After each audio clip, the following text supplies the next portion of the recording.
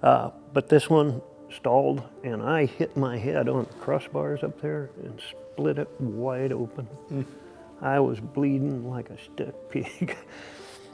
and my eyesight started graying in, and it got smaller and smaller, and I kind of nodded off. And just as I'm nodding off, I see the hill coming up because I'm falling. The airplane's just falling. And it's still got full power, but it's just falling. Welcome to the Coffee and a Hanger podcast. My guest today is Curt Beddingfield. Curt's backstory is very Alaskan. As a teenager, he learned to fly airplanes on a remote beach while commercial fishing for salmon. Now, with 50 years of bush flying experience, he shares with us just a fraction of his vast knowledge. And while informative, this conversation is for entertainment and inspirational purposes only. We recommend that you do not practice some of these more advanced things he talks about unless you have proper experience and instruction. Enjoy. My family did not fly, and nor did I grow up with anyone who flew personally that I knew until I got to Anchor Point, and I got a job on a beach site fishing, and the old gentleman had a 7 GCBC, and I think I mentioned the fact that he didn't have a pilot's license, nor did his dad, who taught him to fly, and they'd been flying for years. Wow. Good pilots. And so I got my first lessons from him, got to fly in the front seat, land on the beach, and that was really cool. And I knew, and so the first time I got to fly in the front seat,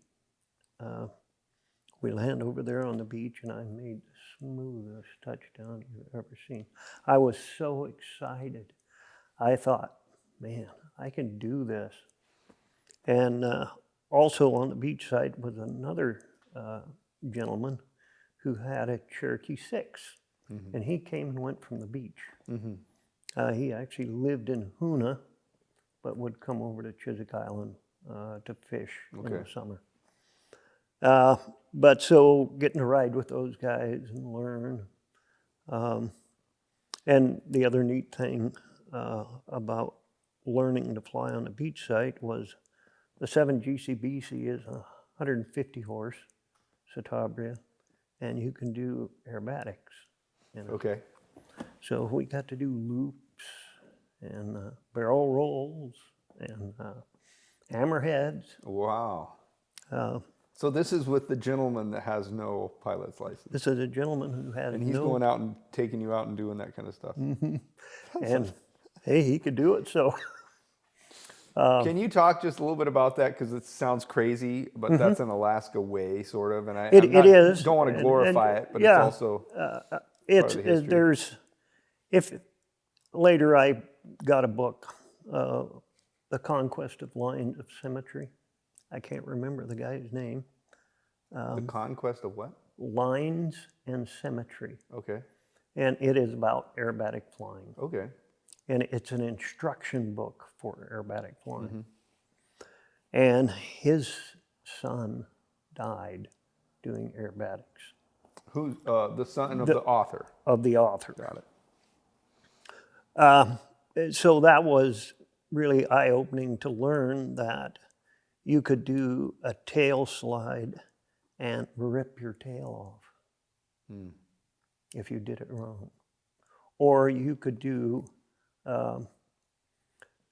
aileron rolls and rip your wings off. You know, Super Cub's not made for that kind of G-force. So I was young and dumb, so I did it too, but I know that it was hard on airplanes and that I was fortunate that I didn't hurt something. So these two guys, father, son, that you fished with, the father, where did he learn? Just kind of taught himself, or? Yes, he showed up to Alaska in the 40s, flying already. So I don't know. I never met him. He was already passed away. but his son learned from him and was a really good pilot in a 7 GCBC. That's crazy. 150 horse. He could go anywhere. Had his father taught him these aerobatics, or had he just sort of? Yeah, no, taught him the aerobatics. If you Was his read the dad a old books barnstormer? like Ween and all those guys performed that kind of stuff. I mean, that was barnstorming. So you did loops and barrel rolls and aileron rolls, and certainly they lost a lot of airplanes because of it. That is actually something that's crazy, because I mean, of like everyone I know that has their pilot's license that's got it in the last maybe 5 years. Yeah, there's like 3 of them that have done anything like that. Right. But it was like totally normal back then for them to have like 10 hours and start doing air shows and stuff. Yes. And the other airplanes that didn't fly as good, I'm assuming. Right. And the other thing was, you know, even when I got my pilot's license, you had to go do a stall spin. You had to produce one. And you had to come out in 3 revolutions. So they don't do that anymore because a lot of aircraft, because of expense and problems, don't require it, or you're not even allowed to do it in them. I think that like people like the FAA or whatever who made the decision, right? The FAA decided we're not going to require that anymore. Right. What isn't the reason the same as we talked about of like risk, you know, sort of playing the odds? Like, look, we can prevent this many stall spin accidents, but if we do that by having everyone do spin training, a certain amount of them are going to die doing spin training. Yeah. Yes. No, that's absolutely true. And that's why they've reduced it to the first indication of a stall. That's the best way to stay out of it. And what is that? It may be a buffet in the tail. Maybe your stall warning horn, if you're so equipped, which Super Cubs are not. Yeah, but the later ones were after 1978. They had stall warnings. But yeah, so first indication of a stall. Yeah. Much safer because in any airplane you can get into a spin that you can't get out of. And it depends on how you're loaded. Or if you have wheel skis, and if the wheel skis are up or down. So the first time I did one in a Super Cub with wheel skis, the wheel skis were down, and so I'm on skis if I landed on the snow. And so I go up and I do a spin, and I'm coming around on the 3rd rotation, and I go to brake it, and it doesn't brake. It doesn't brake. It doesn't brake. And what it took was full power and full forward stick. And had I not done that, I would have taken that thing all the way to the ground. But we're not necessarily taught full power. It's opposite rudder and neutral aileron or neutral stick. So the full power will bring that center of pressure, or whatever you want to call it, forward? Yes, so it actually brings you straight down, and then forcing the stick all the way forward breaks the stall. And you can't straighten out your wings until you break the stall. So when you're when you're going round and around and around, you're in a stall. And they used to use that, by the way, when they would cross over the mountains, carrying mail and have to break through the clouds. They would put it in a spin until they came out of the clouds on the other side of the mountain. Who was they? The mail carriers back in the 30s. From up here? And 40s. Or just anywhere? Even down outside. No way, I didn't know that. Yes, so they'd cross the Rocky Mountains and be above the clouds, and they are going to land in California somewhere. And so they would time it until they thought they were far enough away from the mountains and put her into a spin because you couldn't get disoriented. While you're in that spin, you can't get disoriented because it's just going. What do you mean you can't get disoriented? You mean Well, you're the airplane can't do something unexpected, just like spin? like spin, because it's spinning. Can't go into a spin because It can't go into a spin because it's in a spin. That's So funny. they would spin down until they came out of the clouds. And I'm sure that's why it used to be that you had to be able to demonstrate spins. Because you got to get out of clouds. Because you got to get out of clouds if you're on top of them. So But would that's a they true have like a story. weather report on the radio or something? Well, or they like, did. They had Morse code. So they had lines going everywhere by then across America. And so they would know that the Cloud reported base. visibility at their place that they were supposed to go to. Yeah, because if the cloud layer was like 1,000 feet, you But come to out get of over that, the you better be ready to. to get over the Rockies, often they had to climb Yeah. all the way over them, and you would be on top of the clouds. So maybe the cloud layer was 3,000 feet on the other side. So they had good visibility, so they just cross over and spin her down. I've never heard that before. That's hilarious. I Yeah. have to look that up. Huh.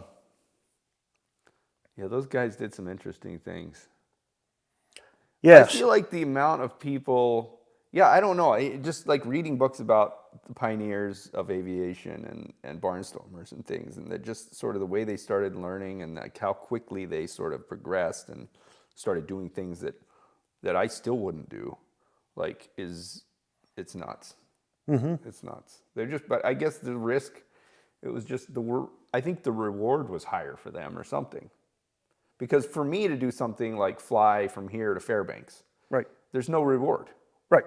right? But for Ween to do it, it was like, It was a big deal. it was the first one to do it. So the reward was like fame and all kinds of things. So the risk that they took, I think, was just kind of sort of equal to the reward, maybe. Right. So you flew there on the beach and flew around, just a kid. You were like 15 or something? Yes. So started at 15 and slowly built some hours. Of course, you couldn't log them. Did he solo you? Yes. Yes. Yes, I got to fly it by myself. That's hilarious. Many times. So would you like do work? I mean, because I know from the beach and the set netting I've done, airplane's a great tool. Hey, go fly over and pick up or whatever. Are you like? Well, he tried to get me to fly to town to get groceries several times. Anchorage? No, into Homer or to Kenai. Well, I'd never been to the Kenai airport. Didn't even know where it was. And I wasn't about to go into Homer. Yeah. Because someone would recognize me, and they knew you I don't have a pilot's license. Just come rolling up in your. Hey guys, here to get groceries. What? I didn't know you flew. Yeah. So, but I actually didn't get a pilot's license until I was 19, and so I commercial fished, and I would save my money and fly, save my money and fly. So finally got a pilot's license at 19, a private. And after I got married, my flying slowed down. Although I did go to the bank and I tried to buy a Super Cub to go herring spotting. But imagine a kid that's 19 years old with 60 hours and a private ticket asking the banker, for a $30,000 Cub, which at that time that's about what they went for. And of course he said no. And spotting was inherently dangerous. We lost two good friends in mid-airs from it. Till Thompson and Ronnie Gribble, both were pilots for the boats I fished for. Where were you fishing herring?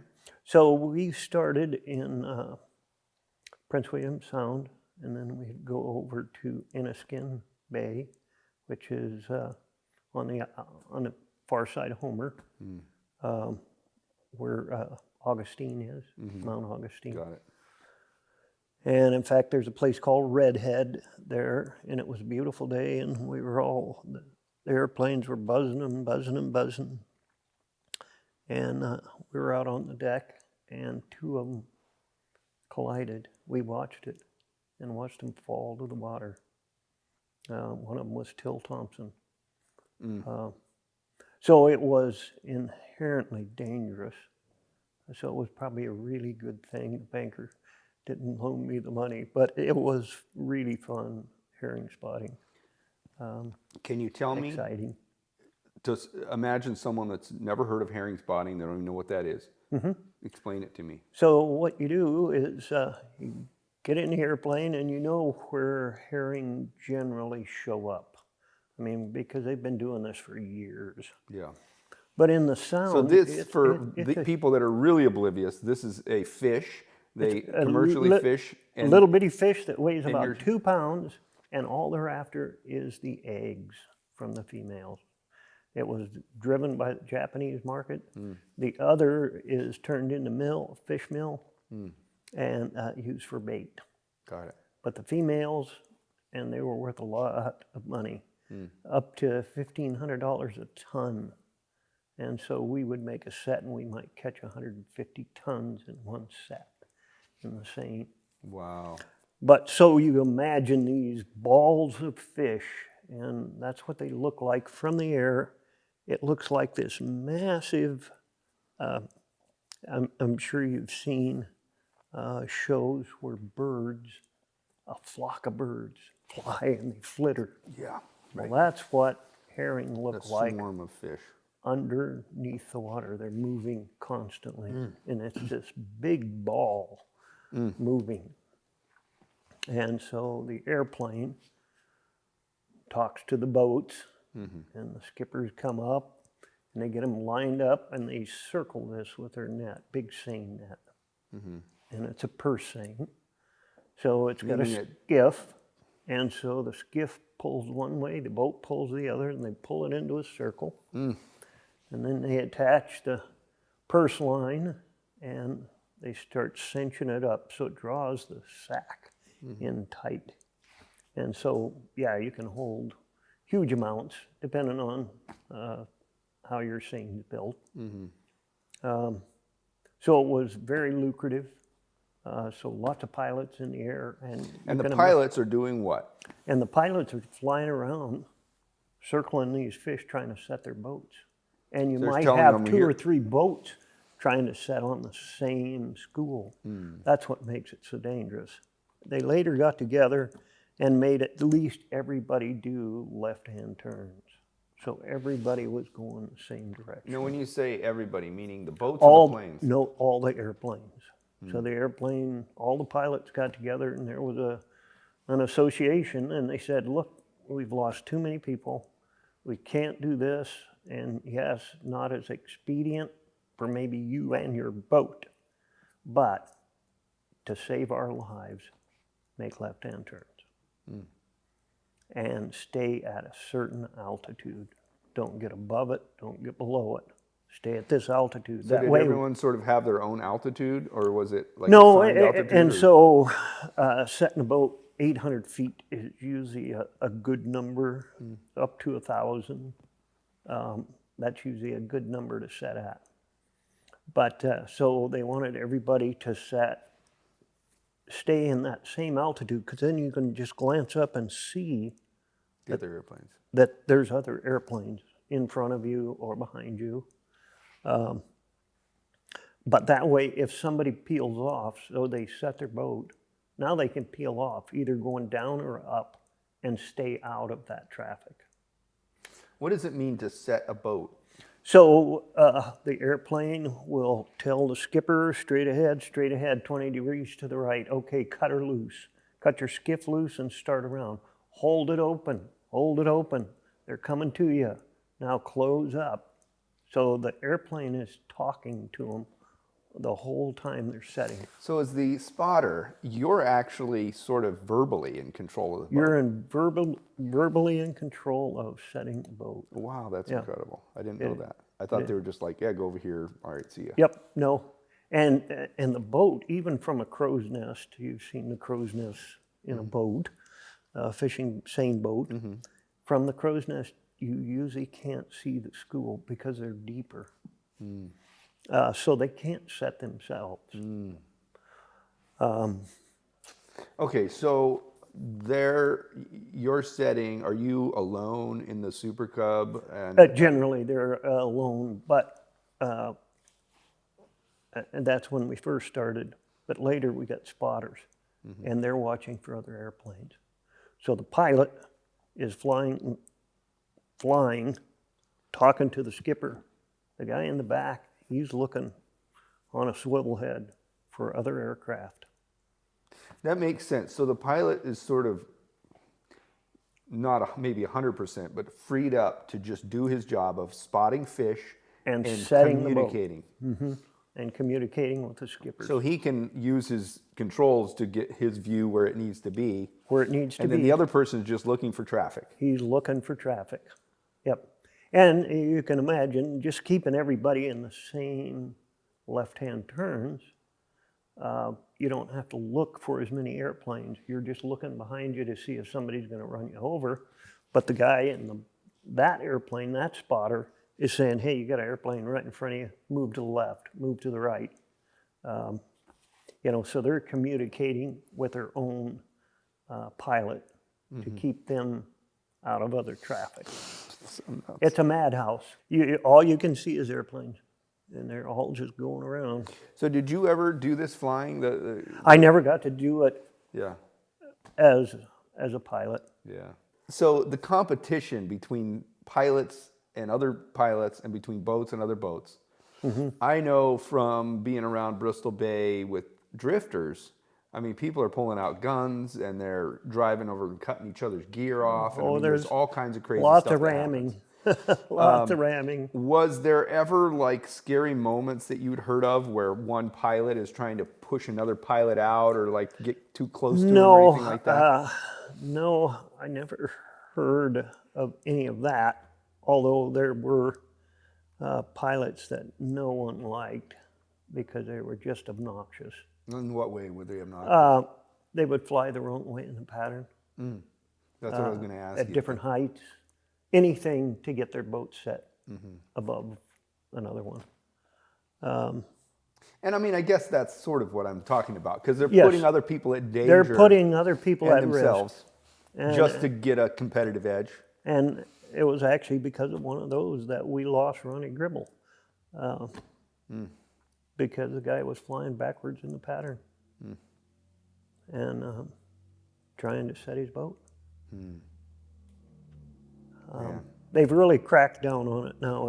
Like in Bristol Bay, there used to be spotters, and they did away with them completely because you're setting off a cape, and all the fish are coming in at this certain spot, and they're only 500 or 600 yards of beach that everybody's trying to set their nets in, and you got all these airplanes. It killed so many people, and it was a madhouse. So they did away with it. So you could fly prior to an opening, but as soon as the opening started, you had to be out of the sky. You couldn't spot anymore. So the ones that do it now, they're in big co-ops, and it's kind of a totally different deal. Like because there's like 5 airplanes versus Yes, 100. I know nothing now about herring spotting. Well, what you just told me was so fascinating. So you were Alaska State Trooper. Game. How do you say that? Yeah. Your game. So Fish and Wildlife Protection. Okay, So that's a but branch they were of the known troopers. as game wardens. Okay, so you're a game warden, law enforcement. After I became a trooper, I went to my first station was Kodiak. I actually was a 185 driver in Kodiak, so both wheels and floats. And I talked to you about one of my mentors and what probably kept me alive, which was Ron Kamichik.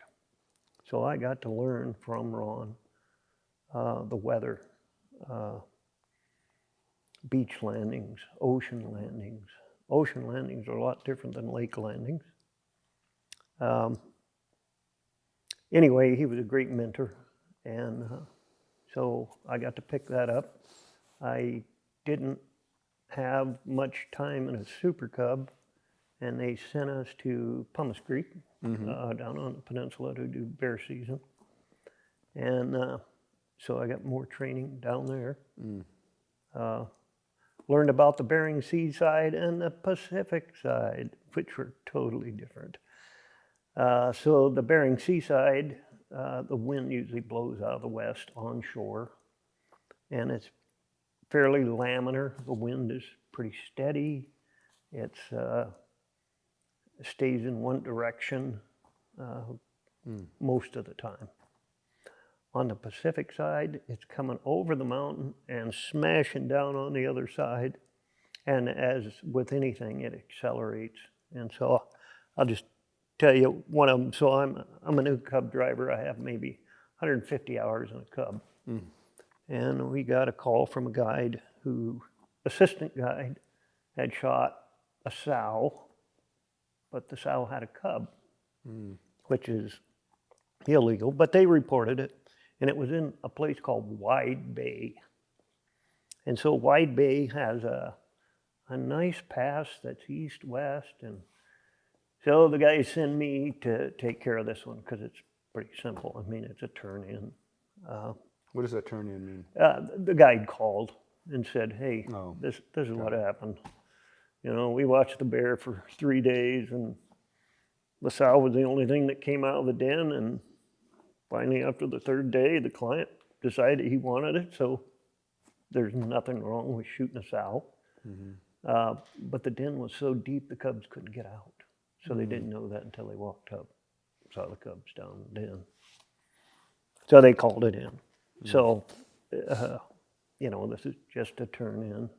Generally, we would confiscate the bear hide. The client doesn't get it. But unless it was really extreme circumstances, wouldn't give them a citation. You know, because it's, you know, if you watch it for 3 days, and you know your expectations are there's no cubs. It's a long time. That's a long time. So anyway, I flew into White Bay, 15-mile-an-hour tailwind, smooth, beautiful. In the Wide Bay. Now I'm on the Pacific side. I turn the corner, and I've only got to fly a mile in there. But now the inside of that face on the western shore, Wide Bay, is about 1,000 feet high, and it's a straight rock wall. And behind it, the mountain slopes up real gentle for a long ways.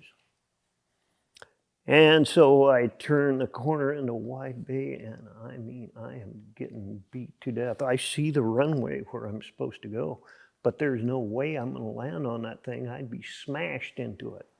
So I'm veering off away from that cliff, and I get out where Wide Bay opens up into the ocean, and I turn and I start a climb. I'm just going to get out of there. And I start this climb, and I'm trying to get over this 1,000-foot cliff. And I'm going 40 miles an hour, and my cylinder head temps come up to 400. And they're still climbing. And in the meantime, I've lost my side windows. These windows right here got blown out. Blown out. The wind hits so hard. So you've heard of cat paws, willy waws, and water spouts. I mean, I've never heard of only Any of that. Oh, okay. Well, I'll Cat try paws, willy waws, and water spouts. And water spouts. So cat paws start with about 20-mile-an-hour wind coming down the face of a cliff. Willy waws start when you see small water spouts up to about 15 feet. What does that mean, water spouts? So it's the air is hitting in a small area with such force and such speed, it starts a vortex. In the water. In the water. So the air is coming over a mountain or bluff or something. Right. And because it's coming so hard, it spins the other air around it as it's coming down. And this water spout will come up just like a tornado. And so And that's called a, that's a willy-waw. So that's up to about 20 feet. So you'll have a water spout up to about 20 feet. A water spout shoots to 1,000, 2,000 feet. And that generally indicates the wind is over 60. so you're talking, these are all basically the same thing, but These are different extremes. Different extremes, so 25 up to 40 miles an hour for willy-waw with a small water spout. And 50 up to whatever the wind might go out there on the peninsula, then they're water spouts. And which one is the cat's paw? So the cat's paw is, you'll just see it hit the water and it just rushes out. Oh, okay. It's like water on water rushing out, but it's not being lifted. Okay, got it. Anyway, so at the far end of the bay, there were water spouts. There were no water spouts on my side, but there were willy-waws. So I moved over, and I was at the opening. The bay is kind of weird. It's got a low area that stretches probably 3 miles. That's probably only 50 feet high, separating it from the ocean. And just a narrow entrance for boats.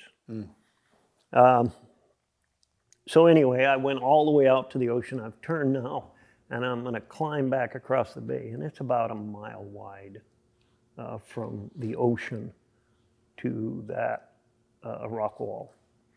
And I'm not making it. I've lost my windows, and I'm going to overheat, burn up, and fall out of the You're sky. going 40. And I'm only going 40 climbing. So I slowly turn with it. And I don't know if you've done turns in lots of wind. It's really scary. And of course, I didn't have that much time in that kind of weather. But I finally got it turned. And I remember Kamichik, Ron, saying, when it's this bad, you got to be 8 miles offshore before it'll let you go. So away I went, and I was slowly gaining altitude as I went out. And at 8 miles, it let me go. So What do you mean it let you go? So the downdrafts quit pushing on you and beating you. And it just felt like it released you. It just releases you. And so I was able to climb over the top of it. But during that time, the turbulence, and it must be the wind change, because all the windows in the cub would go whoof, woof, whoof, woof, and it actually sucked both the side windows out. And my knees here had bruises from the stick. Stick would just slam, boop, boop. You couldn't stop it. And so I had bruises on both sides. I was scared to death. And I finally get back across and get to Pumice Creek and tell them what had happened. They laughed. And they said, yeah, you got to learn some way. You'll never forget that way. And no, I didn't. So is that something that all of them have done and been through? Yes. It's kind of your initiation to the peninsula. So what you learn from the peninsula is it either sucks or blows. Okay. The Bering Sea side blows. The Pacific side sucks. So Pumice Creek is just before Port Huyton and about 80 miles from King Salmon, south and west. So the wind... This is on the west side of the peninsula. Yes, so this is on the Bering Sea side of the peninsula. The wind is usually laminar flow. Coming out of the northeast, kind of, or No, coming out of the west, blowing from the west. sorry, northwest. That's Yep. or west. Okay. And so much nicer on the Bering Sea side than on the Pacific side. So you can see the mountains there as the wind is blowing. And by the time I got back to Pumice Creek, The wind was probably 25 on the ground, but calm. I mean, nice. 25 is nothing out there. Nothing. That's a pretty standard. But what you have is at altitude, it's blowing like 50 or something. Right, and it's accelerating now over the mountains.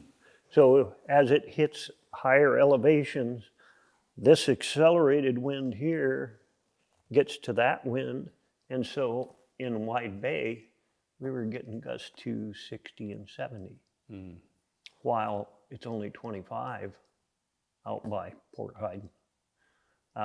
So what you're saying is that the wind is coming out of the west or northwest here, and it's just coming. And on this side, it's smooth, and you can do Pretty smooth. You can hero stole takeoffs and landings all day. All and it's- day. But as you went through the pass, that's when it. I mean, it makes when it total gets- sense. Horrible. It's horrible. So what's And- let's go back to that question. What is the lesson learned? Yes. So the lesson learned is if you would have stayed in that pass, you could have gone into Wide Bay. Because it was 15 miles an hour all the way into it until I turned the corner. But what you have to remember is now that bluff inside of Wide Bay has accelerated the wind, and it is like a washing machine in there. And pretty much the whole Pacific side, as you look through here, is that exact same way. So while later, when I started flying for guides out of Sand Point, and in fact, Ralph Miller had bought Larry Rivers areas. You know, if it was blowing 30 in Sand Point, we knew that against the shoreline over there, it was probably 40 or 45 and would be rough as a cob. So you had to pick the places you could use. And you learn that you also have to fly offshore until you get to those places where, like Pavlov Bay, which is right there, it's open. Yeah. And so flying in the middle of the bay, you can fly in 50-mile-an-hour winds. If you stayed offshore and made that turn and not get a bump, it'd be smooth. It's slow in a cub. Just across the bay is the Pavlov sisters, and it doesn't show that, but where the white is. The Pavlov sisters, we had to go in and pick up a client. He had forgot his heart medicine, and he was having a heart attack. And it was blowing like mad. We were going all the way down to 37 miles an hour ground speed into Pavlov Bay. On the other side by the sisters, there were water spouts going up 2,000 feet, all the way up. But you're flying in the middle of the bay. So is what we're you're flying saying, in right? the middle of the bay, and they've called us at the camp, and we're on a place called Tolstoy. And it's way up in this pass, but it's also in the direction of the wind. Yeah. But it curves, but the wind comes in, and on the ground there, they're reporting 25. So we chanced it and went in, picked up the client, but on the way in there, so on the ground, it's 25. Up in the air, we're flying backwards. If you let up on your power, you fly backwards. I'm going forward at like 20 or something. Yes. But then as you descend, you pick up more speed. And on the ground, 25, smooth. It's not blasting down on you. The takeoff was great. We followed the outer edge of that circle, so you're on rising air. Came out, flew back the same way, and it was calm. Now, is it smart to fly 8 miles offshore in 50-mile-an-hour wind? You know, the seas are 30 feet, 40 Well, if you go down, you're going to die. You're going to die. But if you go close, you're surely going to die. There's no way you could. Yeah. You would not make it. It would tear your plane apart. So for a guy who's having a heart attack, it was worth the risk, even though it's a risk. And we wouldn't take clients out Yeah. in that. You don't want to Because take number someone that's just one, there to we kill, probably- get a rug. Yeah. Basically, they're trying to get a rug, and you're like, oh, let's go risk our lives. Yes. So that doesn't make sense. Mm-hmm. But anyway, the lesson is the Alaska Peninsula either blows or sucks. You have to know where to put your airplane in the wind that you're presented with, and where not to put your airplane, because it will. Just imagine being where the waterspout was, that was 1,000, 2,000 feet high. It would rip your airplane to shreds. There probably wouldn't be even little tiny pieces. Yeah, I mean, if you flew through that rising air, your wing would just rip off, probably. Probably rip off. And if it wouldn't, I don't want to know what would happen. No. So let's just kind of change directions, and let's talk about some specific stories. You kind of already started with some of those. You had talked to me about some instances that you should have died, but you didn't. So I had seen this strip. I knew it was one way. It landed right into a mountain. And it was just slightly uphill. And I had looked at it several times, but I was done that day coming home. And for some reason, I had a brain fart and said, I'm going to land on this strip. So I touched down, and it went just perfect, and I gave it full power to go around, to keep going home. You just were going to drag it. I was just going to drag it. It's a one-way strip. And I look up, and there's the mountain. And now I've given it full throttle. I can't stop. So I got to fly the airplane to the scene of the crash. So I slowly start turning, and I see this hillside over here that's less steep than what I'm about to run into. So I ease the airplane over, and it's just, I'm staggering. And because it's rising terrain. You're way behind the power curve. Way behind the power curve, and just barely staying in the air. And I said, okay, I'm going to crash right there. Hey guys, we'll get right back to the interview, but first, let's talk about the easiest way that you can support us in making more content like this. So this program is self-funded, meaning if you want to support us, all you have to do is go to my company's website, sportaircraftseats.com. We make aircraft seat upholstery kits that can be installed by an owner or mechanic in just a few minutes with little to no skill. Now, the process that we have created is very easy. You can design and order the seats right on our website. We'll then make them according to your customizations and what seat frames you have, and we'll ship them right to your door. We have instructional videos that show you every step of the installation process and a comfort and fit guarantee. Click the link in the video description or go to sportaircraftseats.com to check us out. And I said, okay, I'm going to crash right there. And it was uphill, and I had that slant. I knew I was going to hit hard, but I was going to survive. I get to that, and the airplane starts lifting.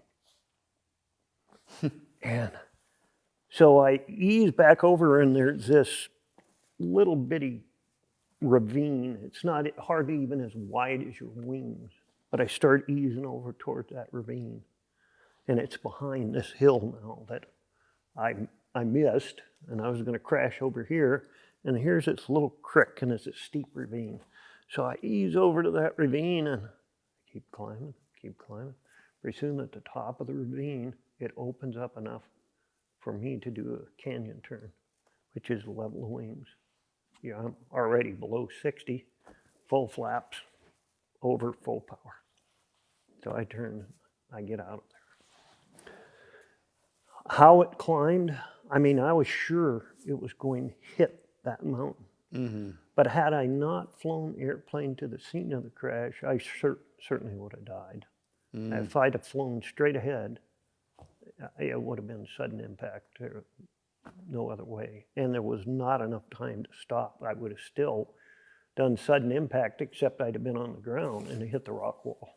At what point, so you were just an absolute brain fart to say, I'm going to go into this one-way strip and just drag my tires and take off again. Exactly. You're just, so you can't explain that. That's whatever it is. Yeah. But at what point after you hit the power did you realize, wow, that was the stupidest thing I've ever done? Immediately, as soon as I looked up. You know, I was looking at my landing spot. I touched down smooth and hit the power and looked up. And there it is in your screen. You're going to die. Why I made that decision? I knew it was a one-way strip, and I hadn't landed on it because of that. The wind had always been real crosswinded, but tonight I was going by and it was calm. But I don't know why I thought I could do that. You think that's a miracle? Is that kind I of do. part of the I point of think the it's story? divine intervention. I should have crashed right on that point I picked. And that's where I was going.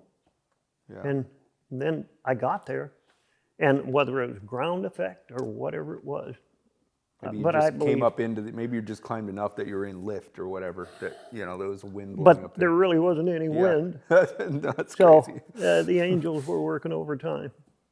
So, yeah, and there you go. That could have been the story that someone else would be telling me that says, well, there was this guy, he did a go around and a no go around, and I'm the one that pulled his dead body out of the airplane. Exactly. Yeah. Yes.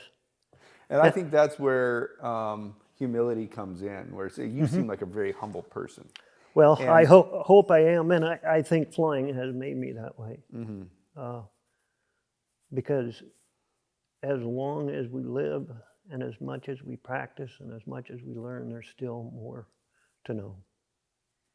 And when you get out there and fly in the creation, it's just amazing how little we are and how short the thread of life is. That could be any moment. Yeah. We don't know what's going to happen. Yeah. So I think that should make you a little humble Yeah, if it you doesn't, understand then- what's happening. Yeah. So we're going to step up now to the next one. And now I'm in Coldfoot. So I'm in the Brooks Range still. And am flying around, and I see this camp where there's never, ever been a camp. And there was a horse hunter, Keith Kuntz, who was a guide. He had never hunted up there, and there were no horses.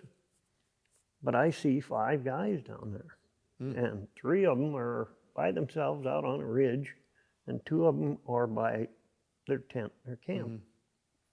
What I didn't know was that a air taxi had dropped them off in this hummocky, nasty place that I wouldn't even considered landing. And so I make a pass over it, and I see this alluvial fan coming down. It's smooth. It doesn't have any rocks on it. That's where I'm going to land. I'm going to check these guys out. But I didn't make a lot of passes. So what I didn't see was there was a big hump in that alluvial fan because I flew it straight ahead.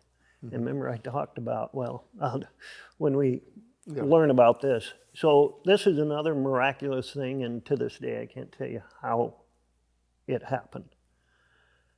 So unbeknownst to me, the rock outcropping that was at the top of a flat spot, so you're landing uphill, there's a flat spot, but it kind of falls down a little bit. That rock wall was 8 feet high. So I come in, these guys are watching, and I come in and I touch down just as smooth as a button, and I'm rolling up the hill and I hit this bump that's about this high, and it sends me up, up, up in the air.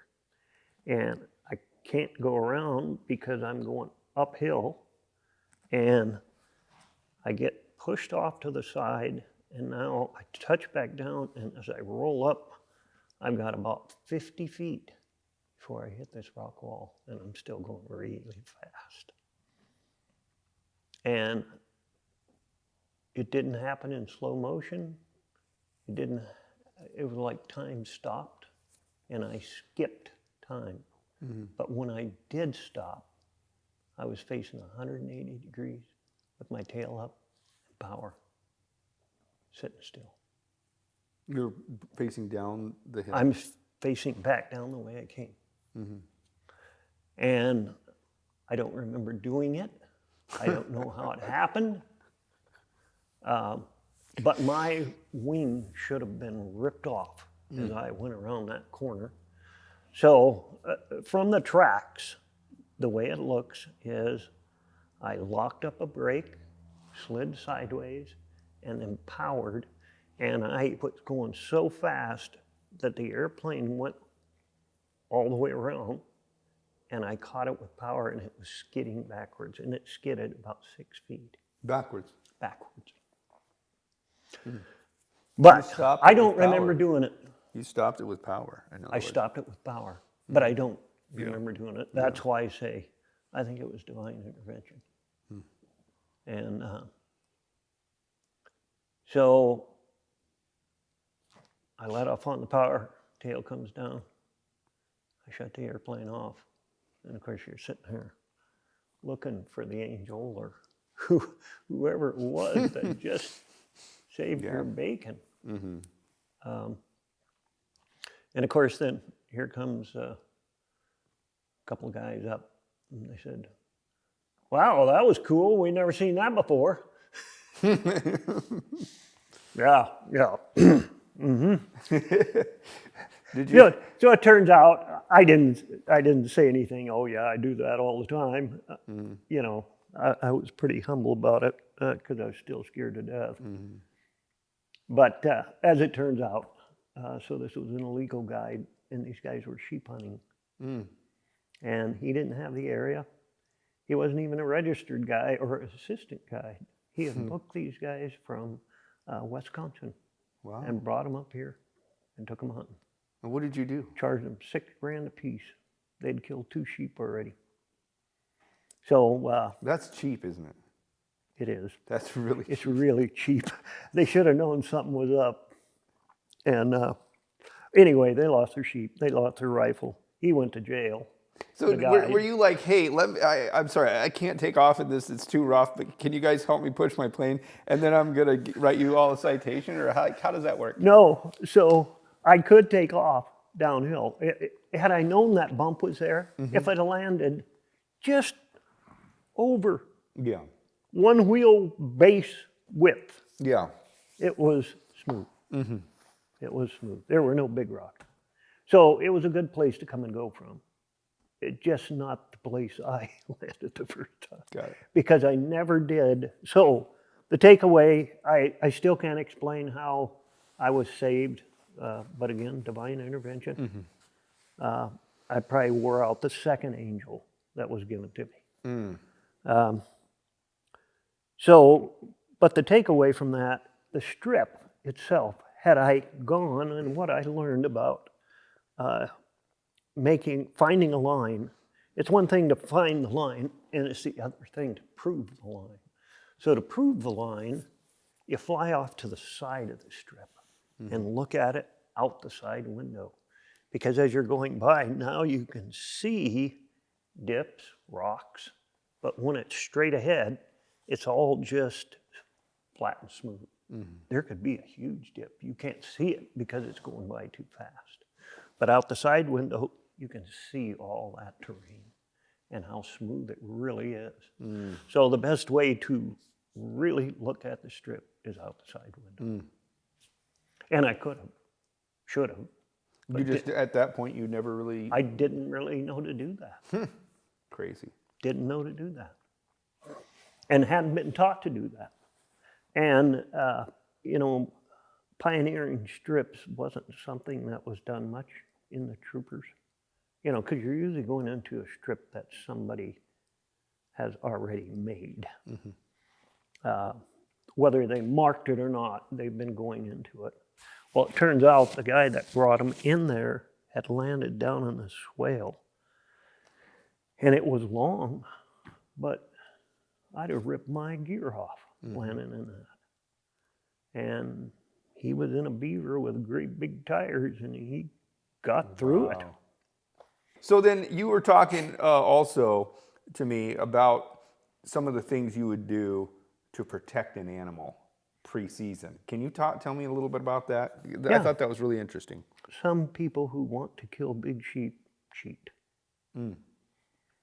And they fly until they find the sheep they want. And it's got to be 40 or more, or they won't risk it. So what I would do is try to find the biggest sheep in the Brooks Range in my area. And that was usually in the mid-40s, maybe higher. And I would stake him out, The sheep. the sheep, for the last 3 weeks before the season starts. And I would usually get dropped off by another trooper so they can't see the airplane. And I would camp out there for 3 weeks, watching the sheep, following the sheep, and waiting. That must be fun. It is fun. It's exciting, especially when the airplane comes and flies around it and lands and then shoots it. That's really exciting. That only happened once.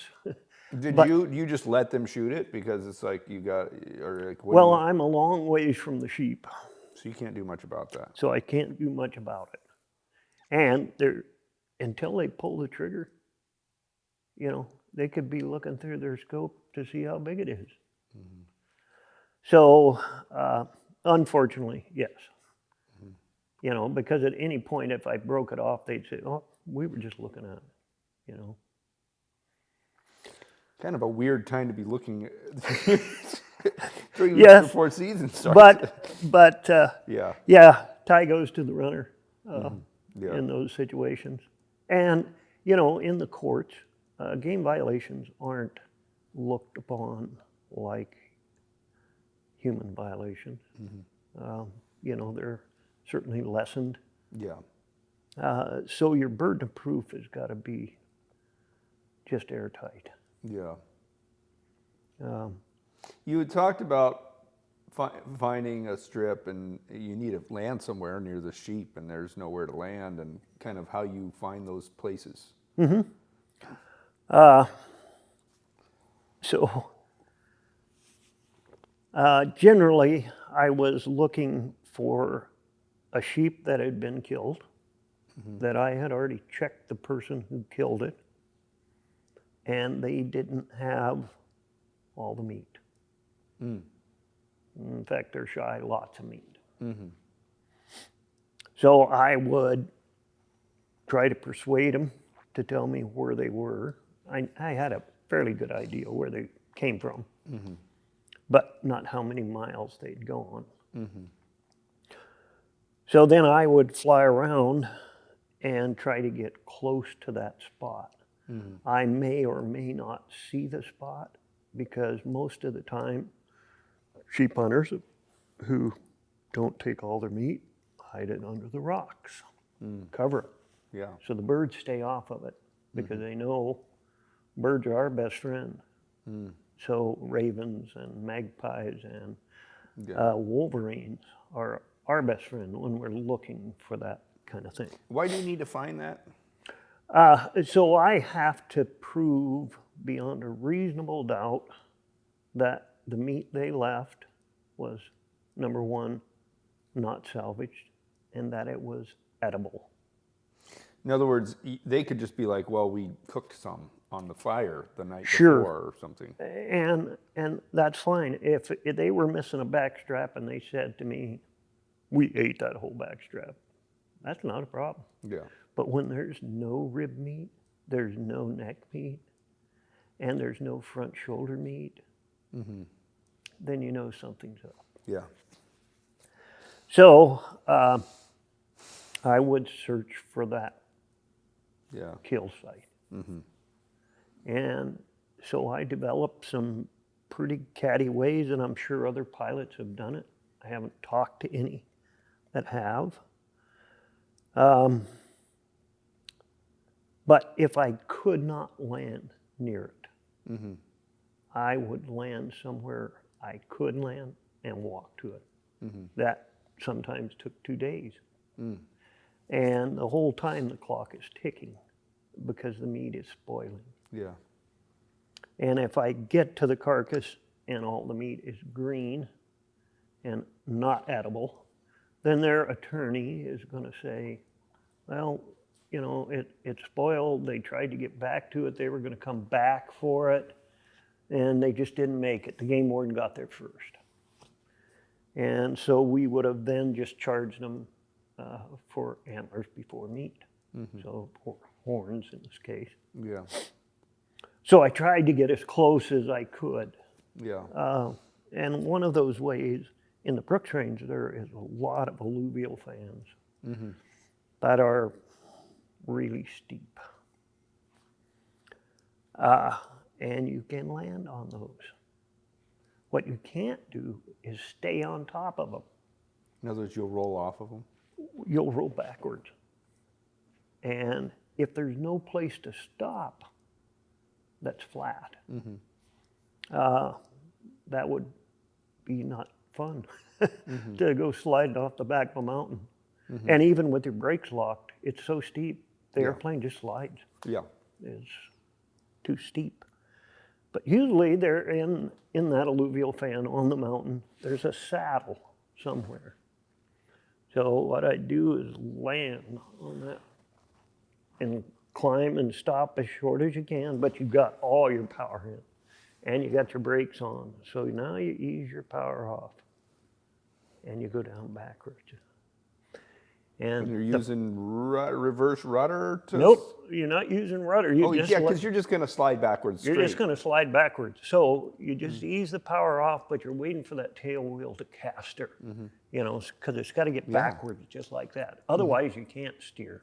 But then you can use differential braking and power to hold yourself and come down the hill. And when you get into the saddle, you stop, you shut down.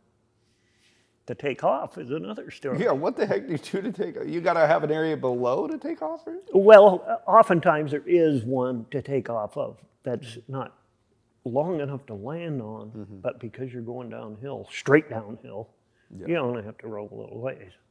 But other ones, you could push your airplane all the way back here across the flat spot, hold the brake, hit the power, go up until it started to stall, and you kick it over. Down the hill you go. Snatch your flaps and off you fly. So, explain this to me so I can go try it myself. I'm kidding. This is not to try, okay? This is just for entertainment purposes. But so you're on this flat area, and you kind of go sideways across it or something, and then turn and when you get that momentum, you go up? No, so usually the flat spot that we backed our way down to is probably maybe from here to your storage area. So 30 feet. So 30 feet. So we push the airplane back 30 feet, aim it right at the hill we just landed on, and drive the airplane up the hill as hard and fast as it'll go. And at some point, you're going to, if it's steep enough, you're going to run out of speed. Yeah, you're going to stop, come to a stop. So just like in the air, when you do a hammerhead, you come just before the stall and you wing over. That's what a hammerhead is. So you're falling straight over. Well, you do the same thing. Just before you're going to run out of steam, you kick that rudder over and slide her downhill. So you braking with one side and you're basically putting everything you got, rudder and brake, and so the momentum you have left goes around. Pivot around. And down the hill you go. And then you got to judge it right then to say, do I have enough speed to pull this off? Or are you just kind of committed? No, you usually know by looking at it. After you've done it long enough. Okay. And you know your airplane. And plus you've got another 30 feet of flat. If you don't quite make it and you suck off too soon, you're going to come off and you're aimed down here and you're going to ease out and maybe bounce off that flat spot. But then you're going to be off the mountain. You'll be flying. Interesting. Generally, though, only a few times have I had to take off where I use power going up the hill to turn around. Because generally, like I said, at those flat spots, you can dive off the mountain. You know, it may be only 40 feet, but you roll straight downhill at 40 feet and then it falls off. You're flying. And away you go. How do you judge how steep a hill is, and like can What I can you land there? climb? Can I land there? Can I climb up that? Can I stop and hold my brakes and not roll? How do you judge that? Yes, only from experience. And so I did roll a tire off once. Well, it didn't actually come off the rim, but it was rolled over touching the rim. That's too steep. Meaning So- you were sideways and it just It just rolled over under. Fortunately, I was still running, and so I just powered around and took off. But that happens at about 40 degrees. that's big. 40 And degrees is so you could probably get away with 45 degrees. I've never measured the angle. big. Yeah. I've never measured I've the always felt angle. like the angles on those hills is way less than it seems like when you're like sitting there, you're like, this has Yeah. got to be like 60 60. degrees. But it's like 25 or 30, you know, it just feels steep. It feels steep. And when you're coming to land on something that steep, you're carrying a lot of speed because you don't know how much power or how steep you can climb. But if you go out and practice, you can tell. You know, you can't put the airplane up at 45 degrees and climb very long with full power. Yeah, You'd gonna run be a out really of short power land. and you're going to stall. Do you do that thing where you get below the threshold and you come in and sort of flare here with more speed and flare and kind of you hit the hill at the right angle that where you don't have that Yes. horizontal You- speed? You don't want that horizontal steam. So you got to learn to climb the hill. So it's below it. You know, aim below. And But then you have to have climb speed your to do spot. that. If you don't No, have speed, you have to have you're just speed. gonna stall it. And so if you just went out and practiced, you didn't have a hill. So you slow it down, you put on all your flaps, and you're up here in the air, and you put in the power, and you set your attitude at 45 degrees or whatever it is, and then count the seconds before it stalls. It gives you an idea of what you can do. But as a general rule, you will ease into that. And a little steeper. Yeah, I made that. It worked fine. A little steeper, a little steeper.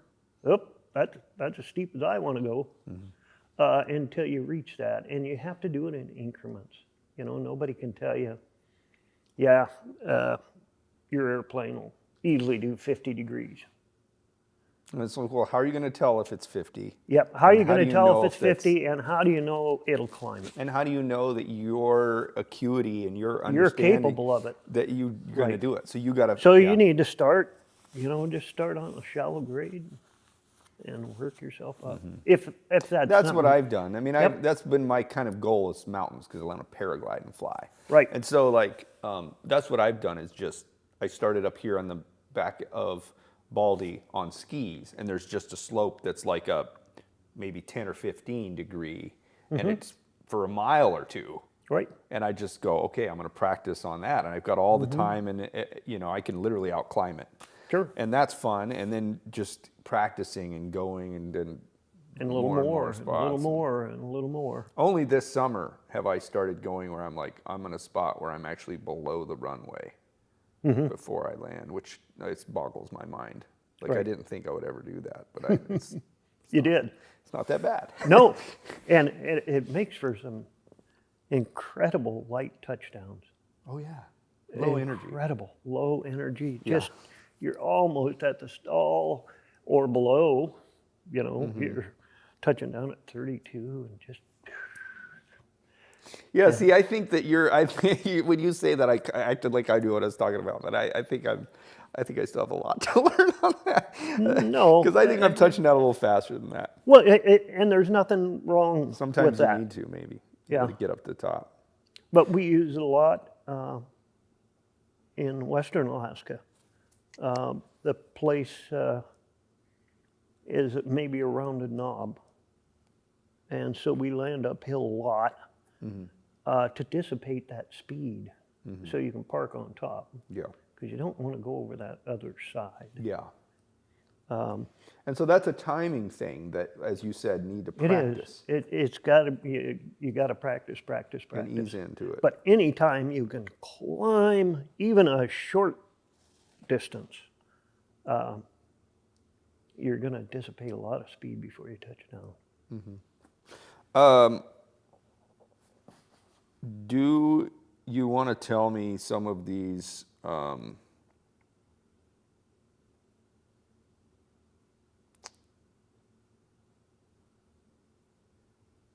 talk to me. So do you do the thing with your son where he does like boot camps or something, flying boot camps? Is that the right term? Yes and no. So he does, he calls it off-airport training. Yeah. So I started him on off-airport training. Yeah. And so when he was learning to fly, and he doesn't do that because he's not an instructor, and the insurance would just be astronomical. Got it. So he does it different. Is that legal? Yes. Okay. What he's doing? Yeah. Yes.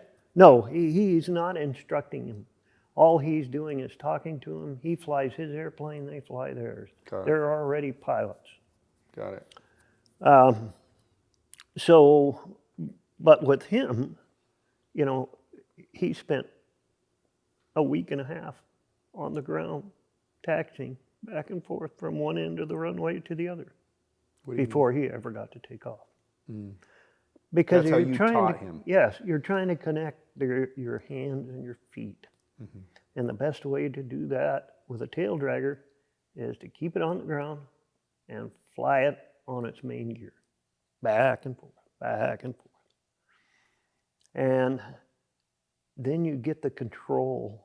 So when the gust, a little bit of wind hits, and of course you don't start them out in crosswind, but there's always a little bit of wind. And so once they get comfortable with taxiing, high-speed taxi with your tail up, back and forth on the runway, then they're getting used to the fact that this is a rudder airplane. And that's how it's controlled. It's controlled with the rudder. It's not controlled with a wheel, like a car. It's controlled with your rudder, your directional control. So you ingrain that in them. And then after you get them flying around, the next thing we work on is a little bit of air work, but where the rubber meets the road is landing and takeoffs. That's where all the wrecks happen. It's not doing S-turns or turns across the road. Or the wrecks happen taking off and landing. What do you mean? So most people who wreck an airplane either do it on landing or takeoff. So when we talked earlier about wrecks, fatal wrecks. Oh, I'm that's not a different talking kind about, of wreck. Yeah, not talking So about a fatal. 90% of We'll wrecks. talk about an accident. So you flip over, get your prop, Yep. Rip off a gear. Takeoff and landings. Yep. Yep, got it. Takeoff and landing. Bending an airplane. They're bending an airplane.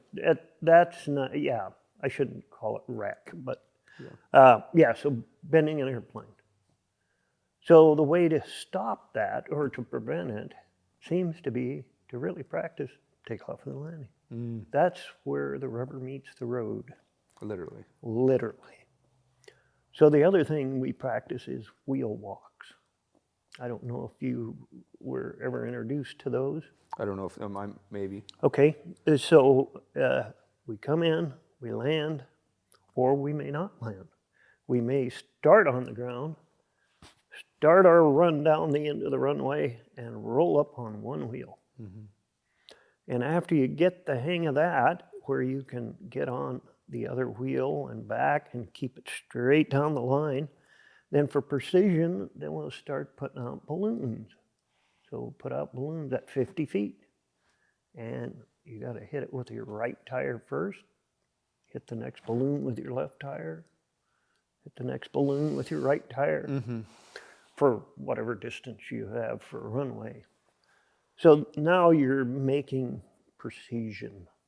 So then you start landing on one tire, hitting the balloon, and then rock over and hit the other balloon.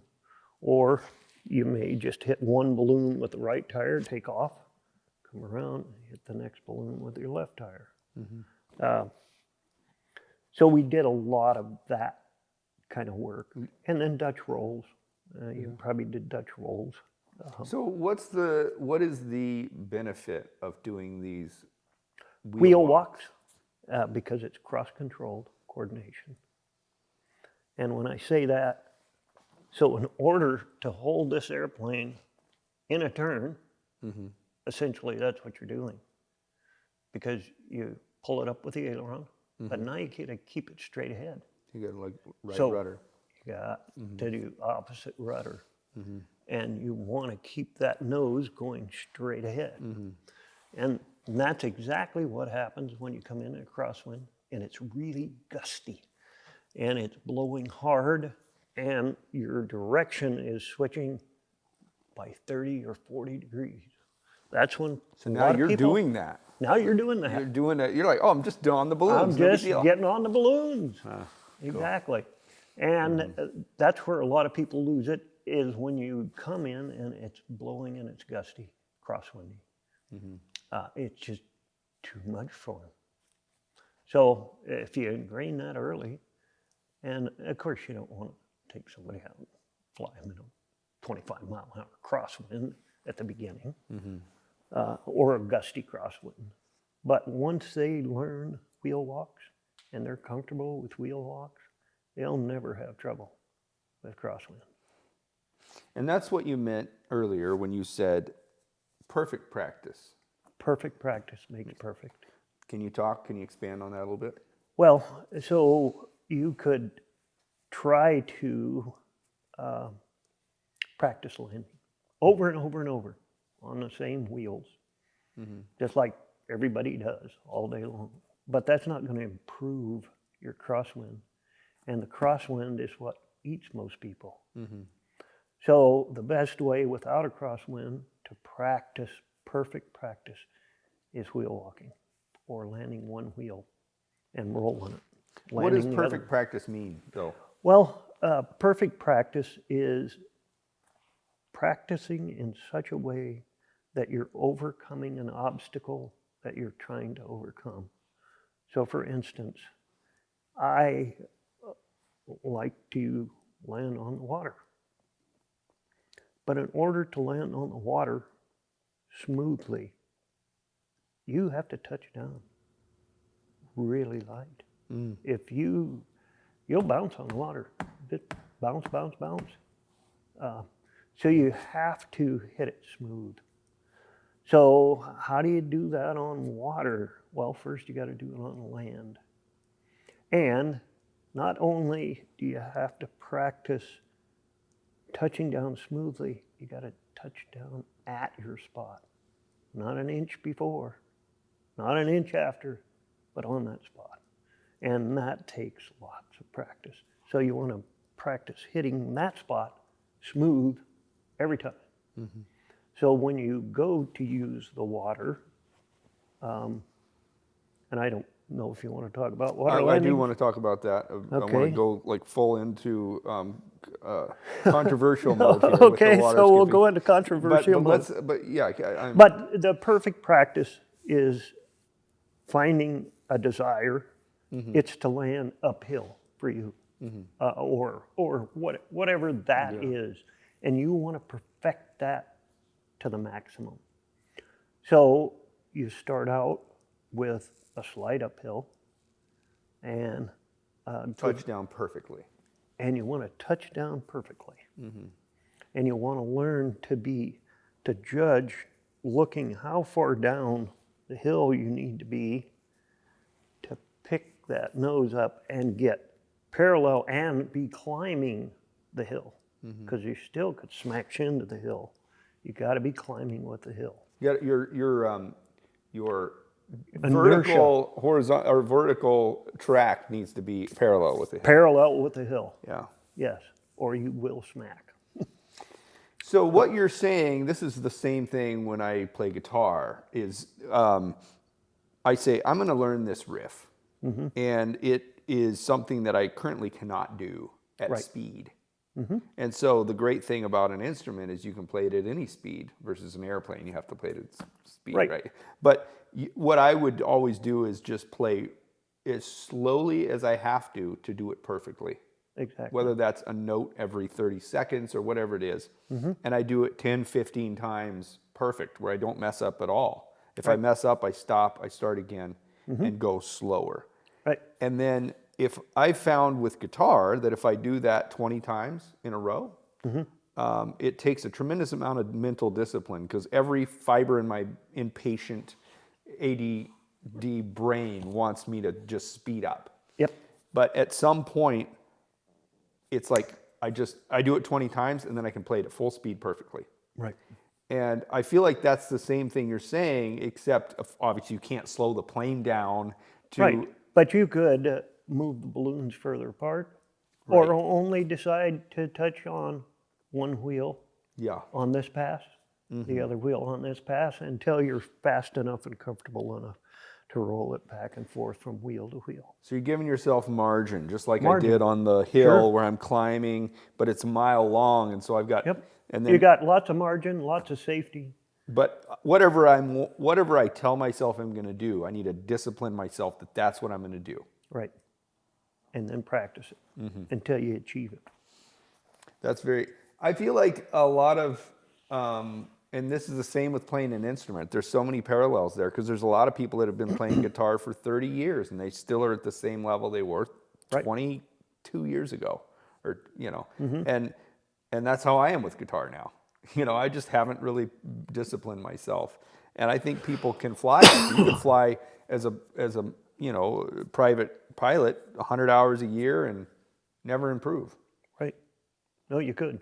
Yeah. And you're probably going to go backwards in skill level. Yeah, because as you age Yep. and your things, your Well, senses, if you don't use it, you lose it. yeah. If you don't use it, you lose it. And So you're staying sharp, practicing perfectly. Why would you water skip? why would you water Are ski? you against or for water skipping? Do you think it's Water too skiing? cowboy? Skiing, sorry. Yes, water skiing is could be construed as cowboy. But if you have a reason for it and a purpose for it, I don't think it is. And I don't think it's as dangerous as any other kind of landing. So, yes, many people have said, why would you water ski? That's silly. This is an airplane. It's on wheels. What good is that? Why would you practice such a thing? Well, we're flying by and we've come and we've been practicing mountain. Isaac is behind me. He's the one that filmed it. My son. And so we're flying back home and we're just getting over Croto Creek and he says, could you land there, Dad? And I looked at it and said, sure. He said, how are you going to land there? The trees are too tall and it's not long enough. And I said, I'll show you. So around we come and we landed like on the video. And then of course he made me do it again to prove that I could. No, he wanted to videotape it. Yeah. So in this case, we had 250 feet of gravel bar, which doesn't show up good in the Yeah, film. it's hard to tell. But you had 250 feet. The wind was blowing downstream, so we had to land upstream. But really tall trees on the other end, and there was no way to come across the trees, get down without picking up speed, Yeah. and then go further because there was a 6-foot-high bank at the beginning of that strip, and then have enough room to touch down. Just wasn't possible, and you couldn't come from downstream because we had 2 people on board, and I had about 5 miles an hour on the tail, and it just wasn't long enough or worth that cut bank at the end. And also, if you fly that path that you flew, but you're not on the water, and then you kind of turn at the last minute and touch down, why can't you do that? Because you can't get slow enough.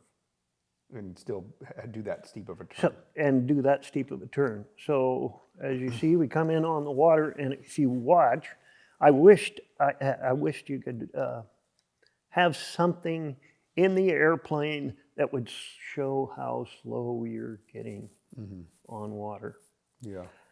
So I like to touch it down at 40 for these bigger tires, and I do it with a brake locked.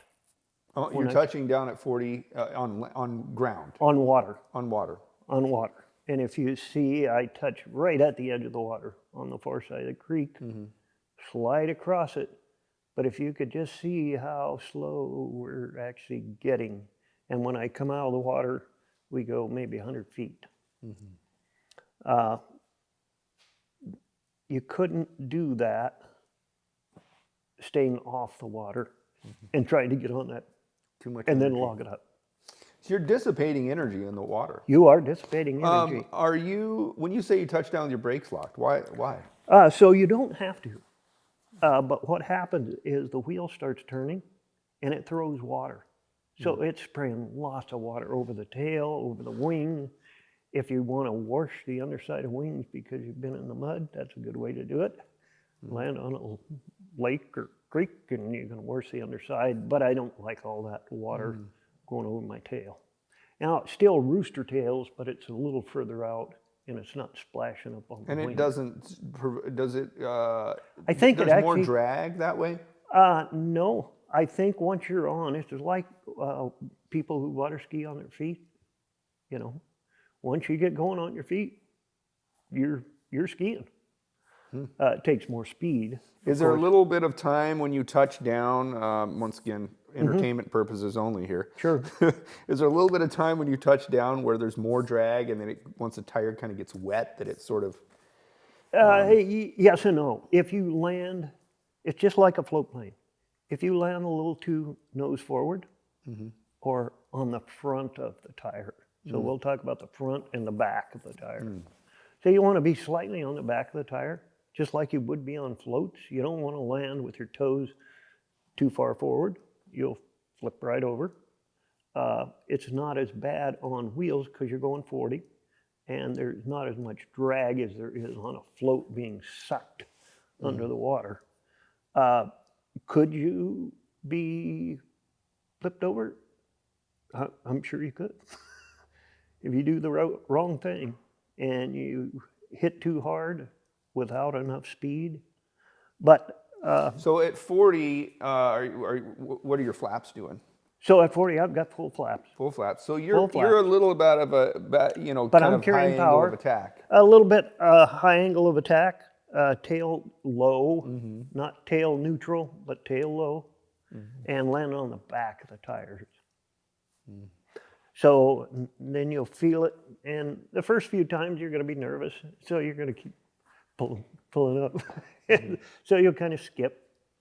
But once you get that first few skips, you'll see it's just like concrete. It's like landing on ground.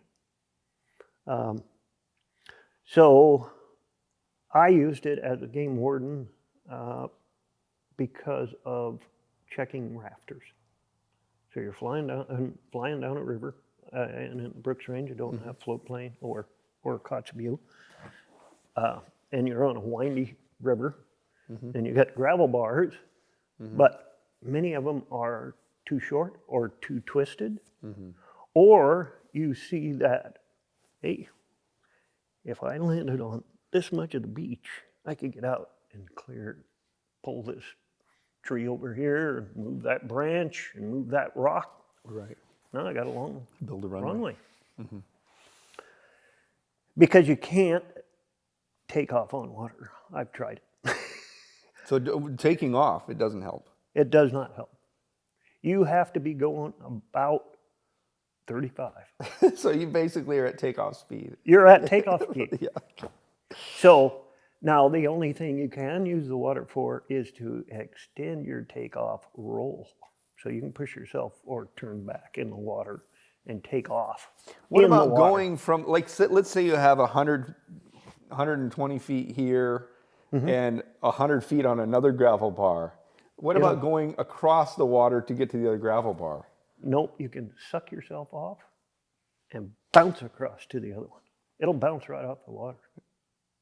So if you can get your tail up and suck yourself off the ground, then you can land in the water. It'll bounce, and then you'll fly again. I only know that because I made the mistake. Yeah, but how do you know God wasn't just picking you up? Well, we already talked about your angel. Because then I tried it more. I tried it more. But yeah, you can't take off on it. It just overwhelms the airplane, and water flies up everywhere. And, So it unless didn't you're try to at go that over. critical speed that you could probably take off anyway or be in ground Exactly. effect, it's just not really helping you. No, the only way that water sliding really is effective is to use it to shorten your landing. And you can do some amazing landing. You can come out of the water and just in one airplane length.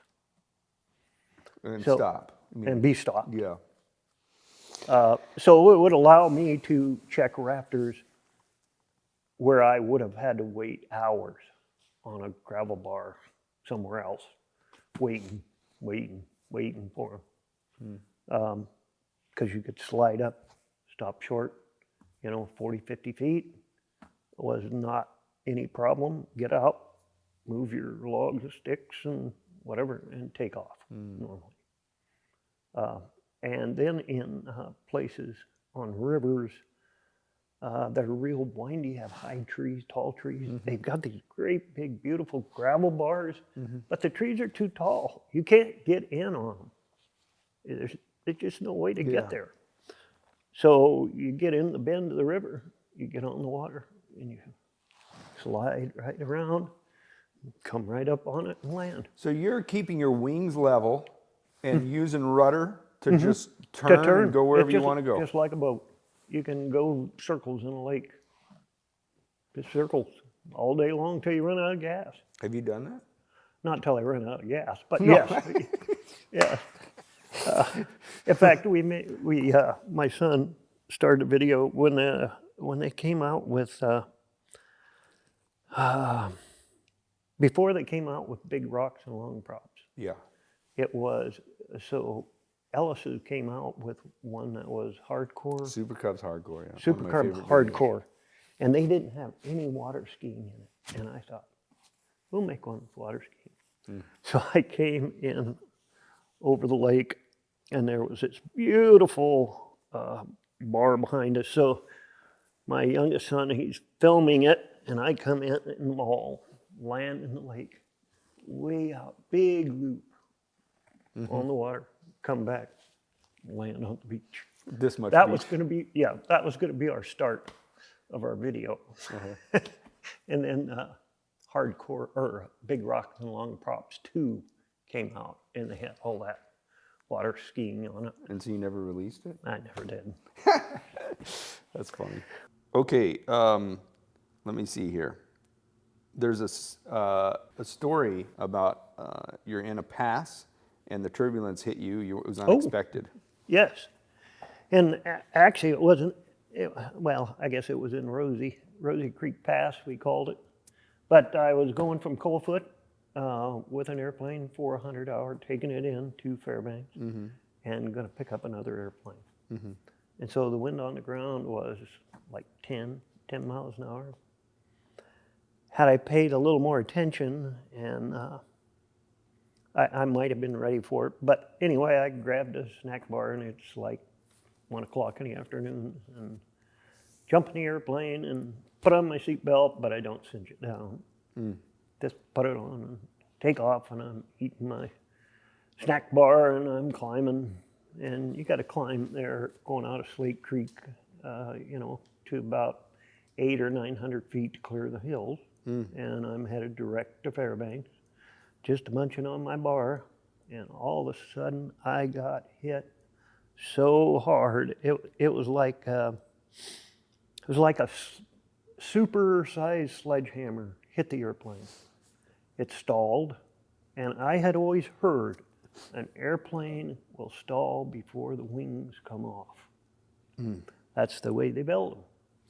Well, sure enough, the airplane stalled. I'd never been, even on the peninsula, in those heavy winds that I was in, did the airplane stall. But this one stalled, and I hit my head on crossbars up there and split it wide open. I was bleeding like a stuck pig. And my eyesight started graying in, and it got smaller and smaller, and I kind of nodded off. And just as I'm nodding off, I see the hill coming up because I'm falling. The airplane's just falling. And it's still got full power, but it's just falling. Jeez. And so the hill's coming up, and I'm trying to wake up, and finally the eyesight starts coming back, and I probably cleared it by maybe 10 feet. And all I had to do was hit just a little bit of forward stick, and it broke that stall, and away we go. And so I debated on whether to go back to the house and land. And at the time, I didn't know how bad my head was. But I had a pretty good headache, but I could see, and I didn't have any blood coming out my nose and none out my ears. And so I thought I was fine. So I'll keep going. So I fly into Fairbanks, and it's not till I get out of the airplane that I realize my back is soaking wet. So I have a flight suit on, Nomex flight suit, and it's just solid red. Hey guys, we'll get right back to the interview, but first, let's talk about the easiest way that you can support us in making more content like this. One of the most overlooked weight savings you can do on your aircraft is seat upholstery. In addition to losing an average of 5 pounds and as much as 45 pounds in extreme cases, redoing your seat upholstery will make you more comfortable while you're flying, add value and curb appeal, and can even have added safety margins. We'll talk about the safety features in another video, but for now, let's focus on weight savings. Some old aircraft were built when the upholstery and foam technology was, well, still using horsehair for cushion material. Not to mention that a lot of seats have several layers of upholstery stacked on top of each other. All this can add up to significant weight savings. This customer saved 8 pounds on just his Cessna 170 pilot and co-pilot seats. This customer saved 11 pounds on his Super Cub seats. We just put these seats in Jack's Cub. We saved, what do we save? 11 pounds. 11 pounds. Scotia over 11 pounds. That's pretty awesome. And this customer saved nearly 20 pounds just on his 180 bench seat. Click the link in the video description or go to sportaircraftseats.com to find out more. My back is soaking wet.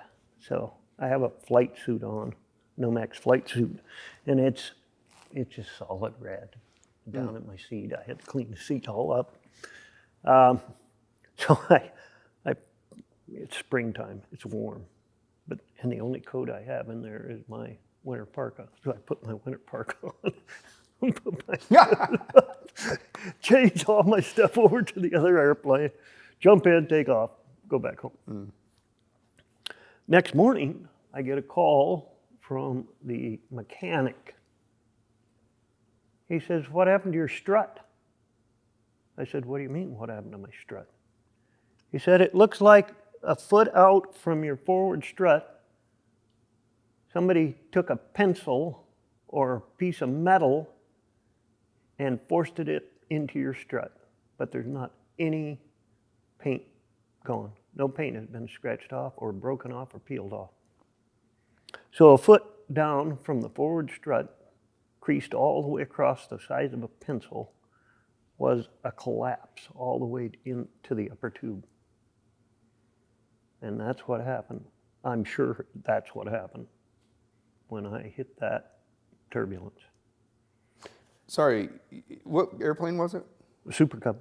And you're saying The front strut, a foot down from the attach point. It looked like straight across the strut, the width of a pencil, it was smashed up to the top of the strut.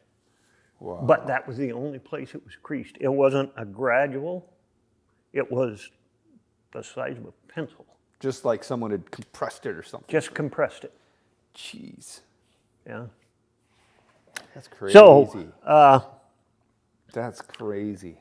So what I learned was, when I got back and started researching, the winds at altitude at 3,000 feet were blowing about 50. Well, they're coming from north to south over the Brooks Range, and the Brooks Range lays pretty much east-west. So it was accelerated. Out here in the valley, we didn't feel any of that.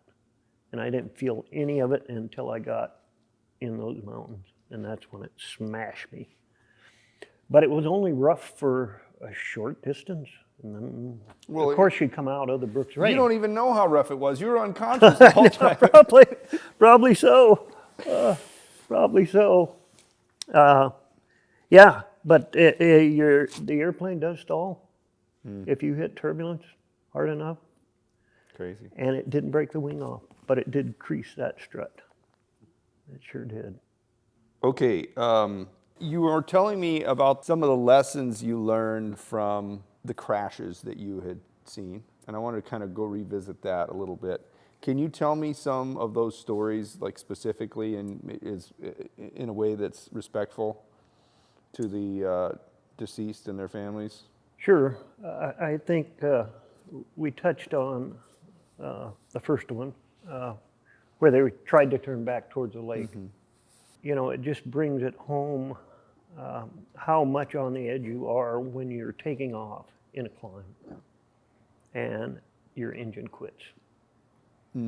And it just hit home that you really only have, 20 degrees either side of your heading that you're currently on, if you're not above 500 feet. So you're going to fly straight ahead, or 20 degrees either side of that. What is your your climb out speed like? I like to climb out at like 75. I mean, if there's not an obstacle, Sure. But I see guys, they climb out at 50 or They're showing off. 50. I mean, like your time, like there's a huge difference there in how much altitude you need, right? Right. Based on the speed that you're going. Between, angle of climb and best climb. So, climbing at a safe speed, lowering your nose and climbing is certainly better than trying to get to the top of it. Yep. You were talking about the other day about a situation with a beaver. Oh, the crash with the beaver, yes. So I was stationed in Kodiak. The weather was horrible, and it was in, I think, Uganic Bay. Anyway, they'd been bear watching, and there were 7 people on board the beaver. And they had a special seat that they hooked up that was right near the door, that's right under the wing of the beaver. Anyway, they were coming back. The weather was horrible. He got inside the bay, was trying to turn and come back outside, and probably go up and go through Raspberry Straits, hoping it would be clear. Anyway, his wing hit that cliff, which is at about 1,000 feet. His wing, Was he just getting too close to the cliff, do you think, to try to get more? No, I think he thought he was more out in the middle of the bay. I think it was so foggy in there. He didn't even see the cliff. He didn't even see the cliff. But it was in a slight turn, so the right wing hit first and ripped the wing off. But it also opened the door in the beaver, because all that attach is just above that door and window, and one of the passengers fell out. Well, the rest of the airplane, as the right wing hit, it slewed the rest of the airplane straight into the cliff. So the pilot was killed immediately. The ones in the front were probably killed immediately. According to the person who actually survived. So he fell, best we can tell, 600 feet, landed on the wing, which had landed on boulders that would have killed him. I mean, had he not landed on the wing, and it compressed between these boulders. And he lived. He had a broken pelvis. His spine was broken in several places. But as far as I know, he's walking still and alive today. But he did say that he could hear screaming as the airplane burned. So it was hard for me to go to that one because the pilot who was flying was also the mechanic who worked on all the trooper planes. So we knew him well. Good guy, good pilot. You know, what caused him to make that decision to turn into the bay and to get into that weather, we'll not ever know. How did you get in there? I mean, because it sounds. Were you there? No, I was not. No, we had to come from Kodiak. And so we came by boat. And so we've got a radar, and we can miss all those rocks, and we're on the water. So we came in by boat, and that took us about an hour and 15 minutes to get there after we learned about the wreck. So he had been on top of that wing for like 4.5 hours still, and was alive. Fortunately, the Coast Guard was trying to get there with a helicopter, and the weather was just too bad. And so they kept circling outside that fog. But once we got ashore with the boat, and I was able to stabilize him a little bit, cover him up with a sleeping bag. We couldn't move him. We knew he had a broken back, and we had no board. And we knew the helicopter was trying to get there. We could hear them talking to us, and they were finally able to get in and land. And then the medics picked him up and got him into Kodiak, and they immediately rushed him to Seattle in a jet from there. But anyway, he came back and visited us and thanked us for saving his life, getting What an there in time. experience for that guy, man. Yeah. Is there a lesson there, a flying lesson in that story, or is it just Well, kind of... for me, the flying lesson was we're all vulnerable. No matter how good you think you are in this weather, you can't miss what you can't see. And I think he just got in there, thought he could make that turn, or something forced him in there. Maybe he saw a hole. I don't know. But for me, it just enforces the fact that, you know, we don't own the air. Yeah. It owns us. And you have to respect it. So taking chances when you're VFR to be flying in the Scud with passengers, that sure made a big difference for me. As I got out taking of chances. What's that? When you said taking chances made a big difference for you, what do you mean by that? Yeah, taking chances with clients. So in weather that's bad, I might risk my own life to fly through it, but I'm not going to risk their lives. So it's helped me through when I switched from being a game warden to now transporting clients. I just won't do it. I won't fly them through bad weather. We'll just wait. We wait. Do you think all of those times of coming on an accident and pulling a burned body out, and it's a wonderful bluebird day, has made a lot of difference? do you think that made a difference? Oh yeah, absolutely. Because sometimes one day is just a completely different day. I mean, It is. It's like you'll be like, man, it's winter, and then the next day it feels like summer again. Few hours. Yeah. Few hours, it might clear up. Yeah. But yeah, it's just life is too precious. And not to say that, you're coming home, because this is Alaska.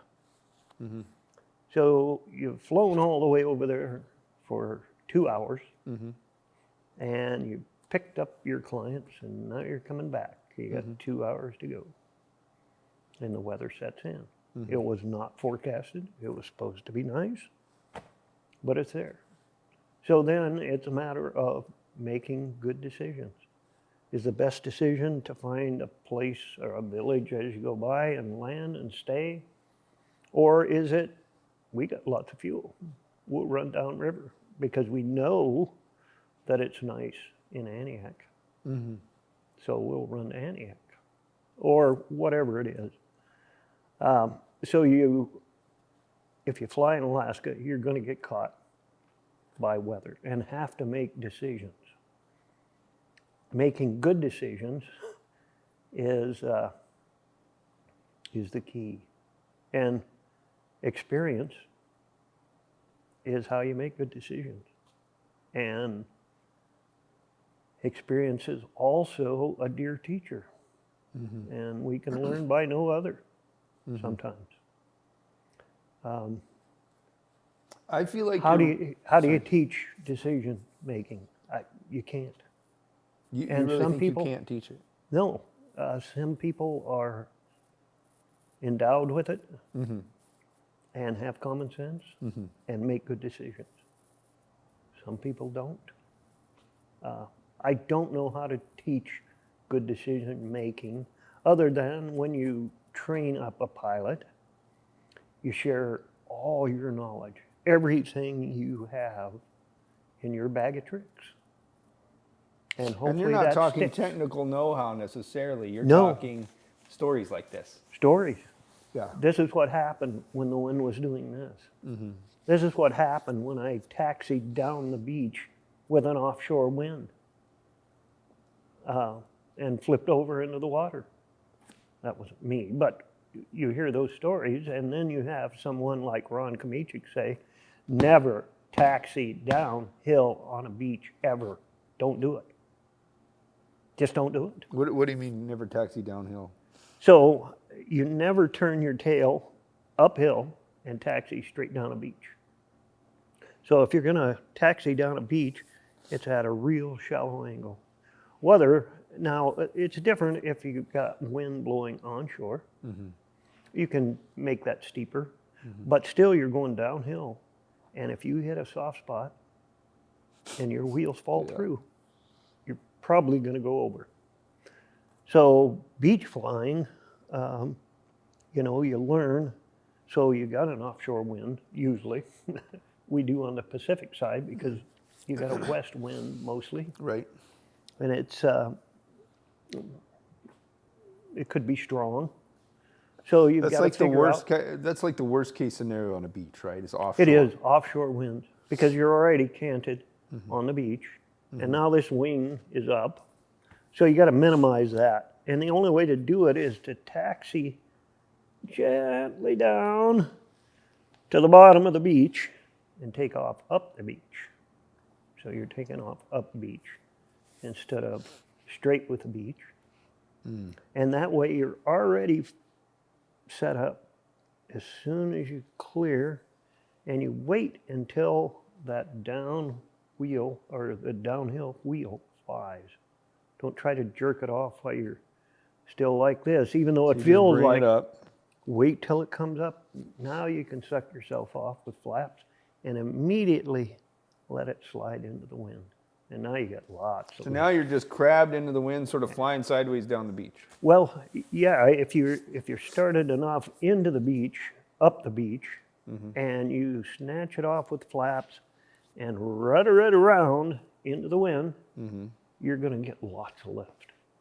Because now, even though you're going a little bit sideways, that wind effect now is just going to lift you right up. And you'll usually be able to do it safely. And so do you just land straight on, kind of, or at an Nope. angle, same thing? No, when you got that offshore wind uphill, That's what I mean. You're Yep. landing, the beach runs like this, and you're just kind of right? coming in and We're landing. if coming you in and can. landing, and usually you do it in a turn. So you're landing uphill in a turn. Because you want to get up near the beach and get your wing as close to, if there's a bluff, you want to get that wingtip below that. So it's now a downdraft. So you'd come up and you're kind of landing on a arc. So you're landing sort of more, what's, Well, oftentimes it's not long enough to go up the beach yeah, straight. right. So you're landing kind of at an angle, and then as you slow, you turn more parallel with the beach. Turn more parallel with Right. the beach. I was exposed to a lot of that out in Dillingham with Yes, with lots of guys wind landing and beaches. offshore And the lands. other important thing on beaches is if you haven't been on it, land, stop, get out and walk it. And And why is that? well, in certain areas, even on the Pacific side, you'll have beaches that'll run into a slough or a lake. No creek is coming out, but there's a lake maybe 50 feet back from the beach. A lot of times that water is running underneath that sand, and it just takes a step and the whole thing collapses. And now you got a gaping hole that's, say, 4 feet deep, 5 feet deep, and 6 or 8 feet wide.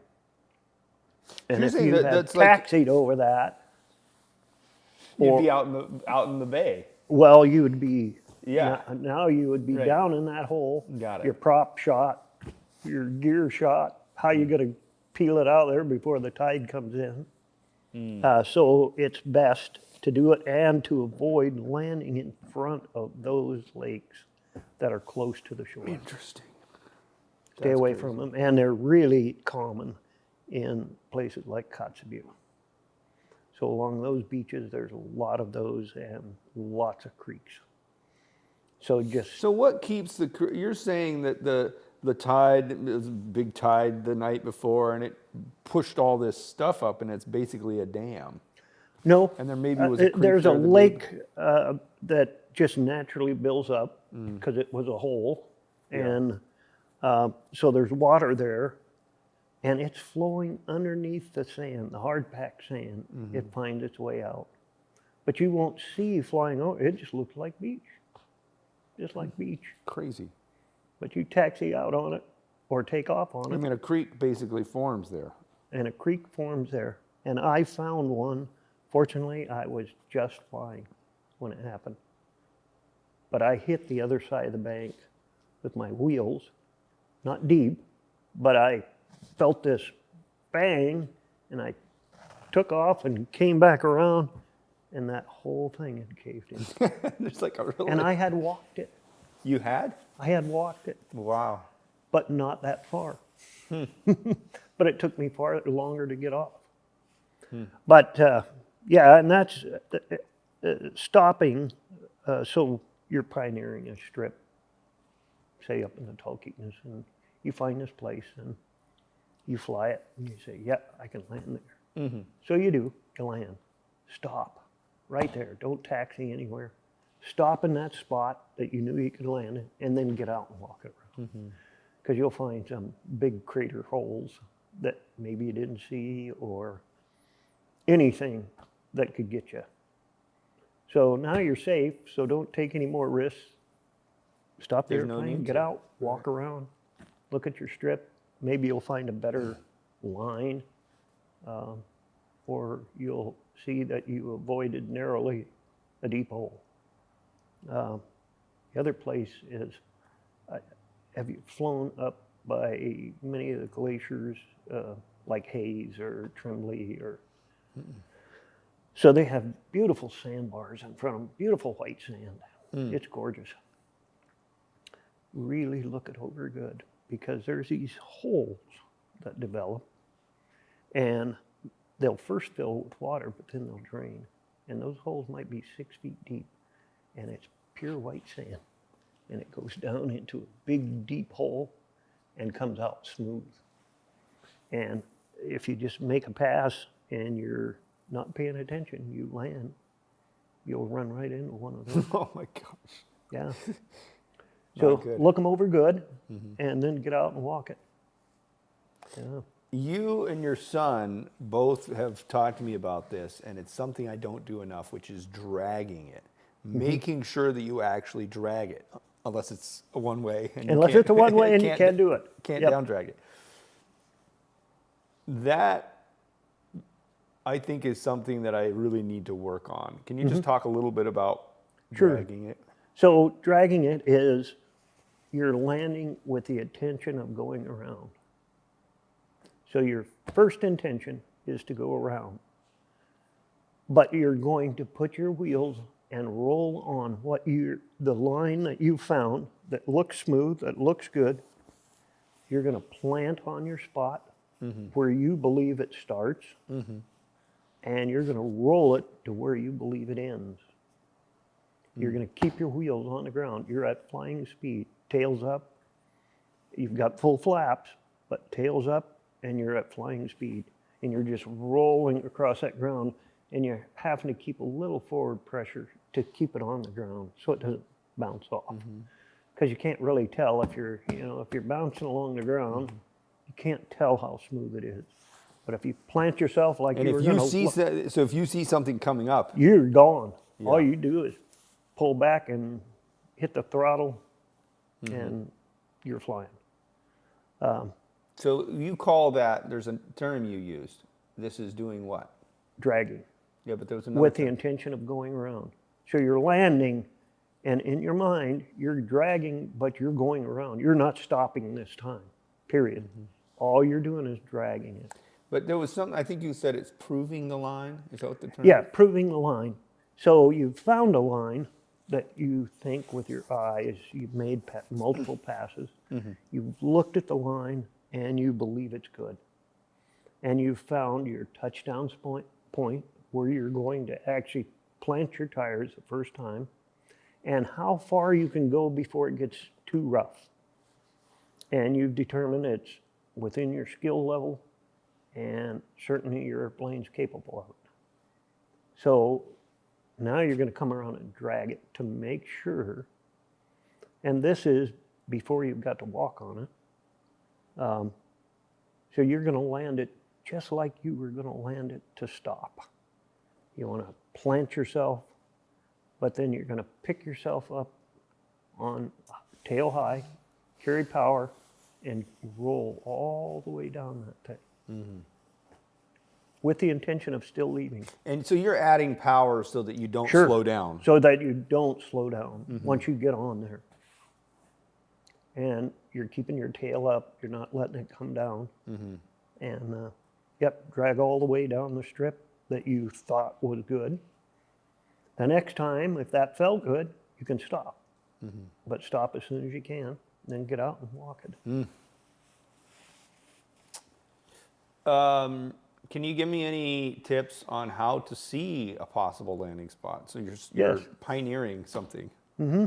So the best way to find them is with lots of practice.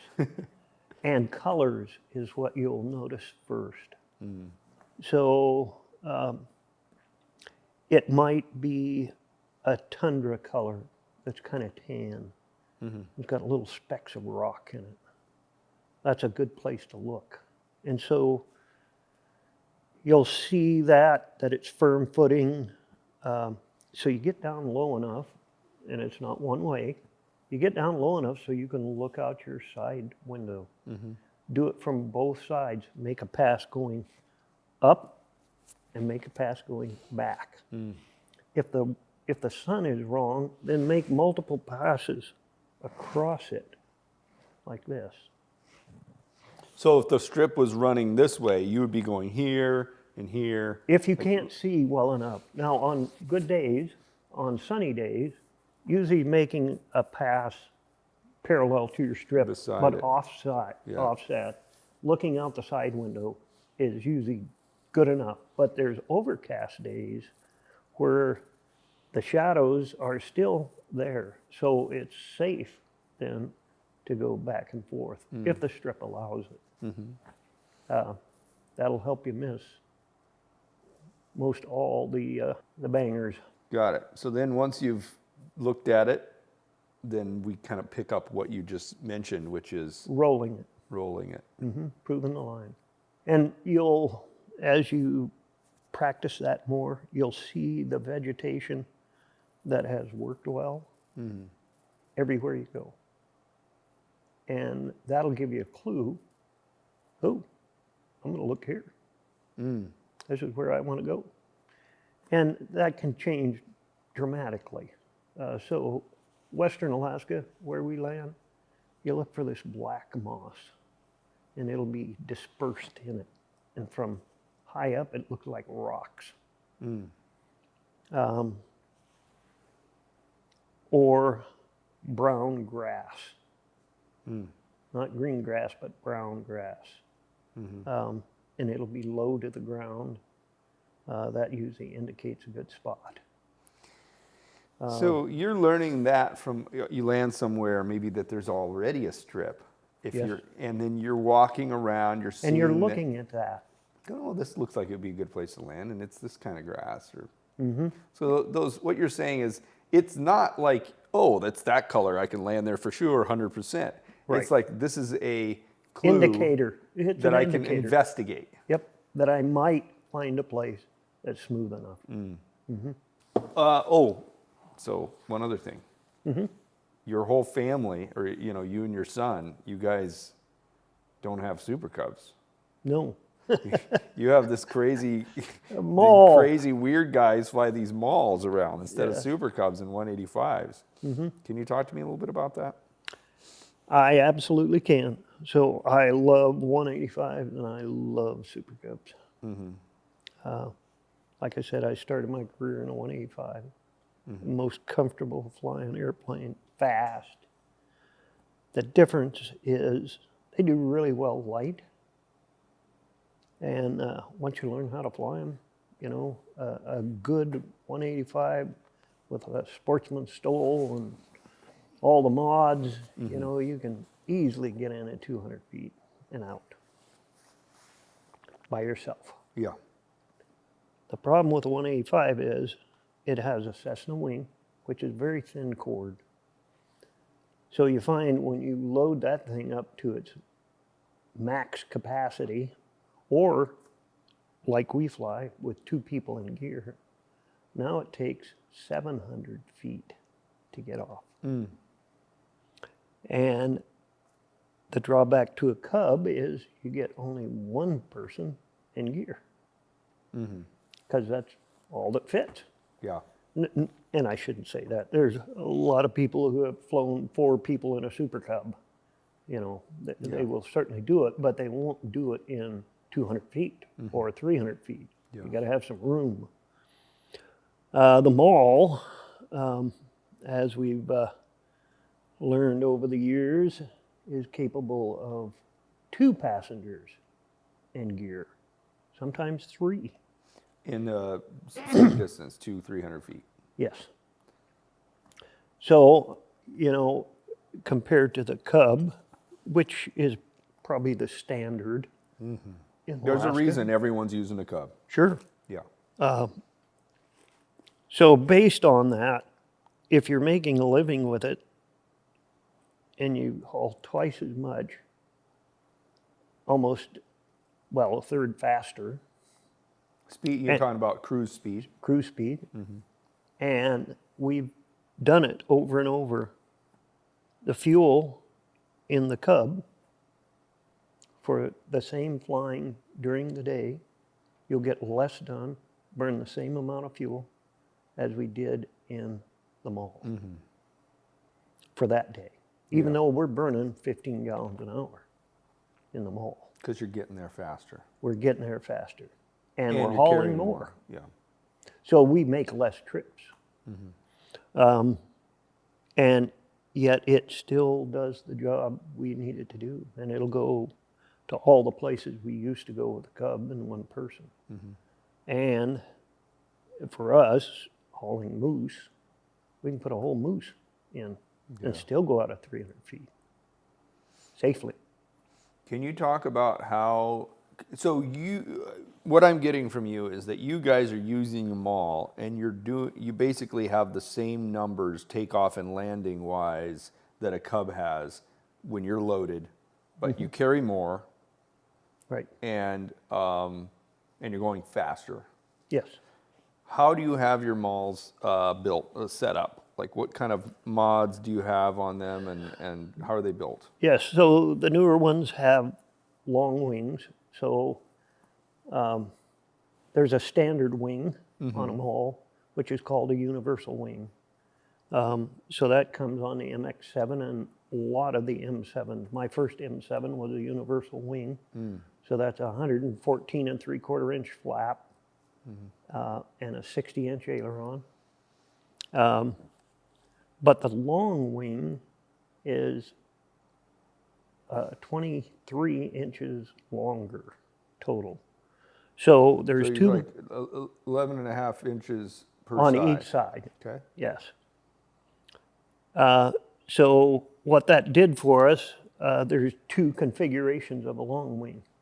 So there's one with a 119-inch flap and a long aileron, which is 60 inches. And that's called an A model, which is the one Isaac just built up, the green one.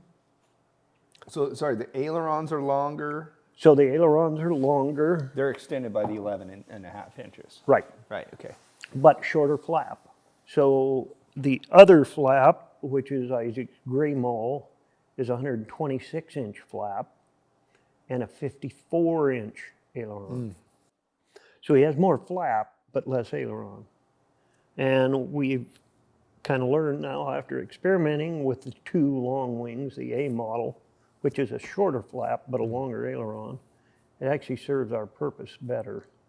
You like the longer ailerons? The longer ailerons. Why? Because at those slow speeds, you lose aileron control with that shorter aileron. And it was quite apparent this year how much different that actually made. He would be jockeying with his power, full power maneuvers, and I would just be coming in and like You a Cub. flew the green one this year? I flew the green one the whole time. How did you get? How did I rate? How did Yes. you do? How did you get? You guys draw straws, or it's just like No, seniority, or what? it was actually on my part the luck of the draw. So I already had an airplane on my certificate, which is my MX7, which is 180 horse, and it's a different animal.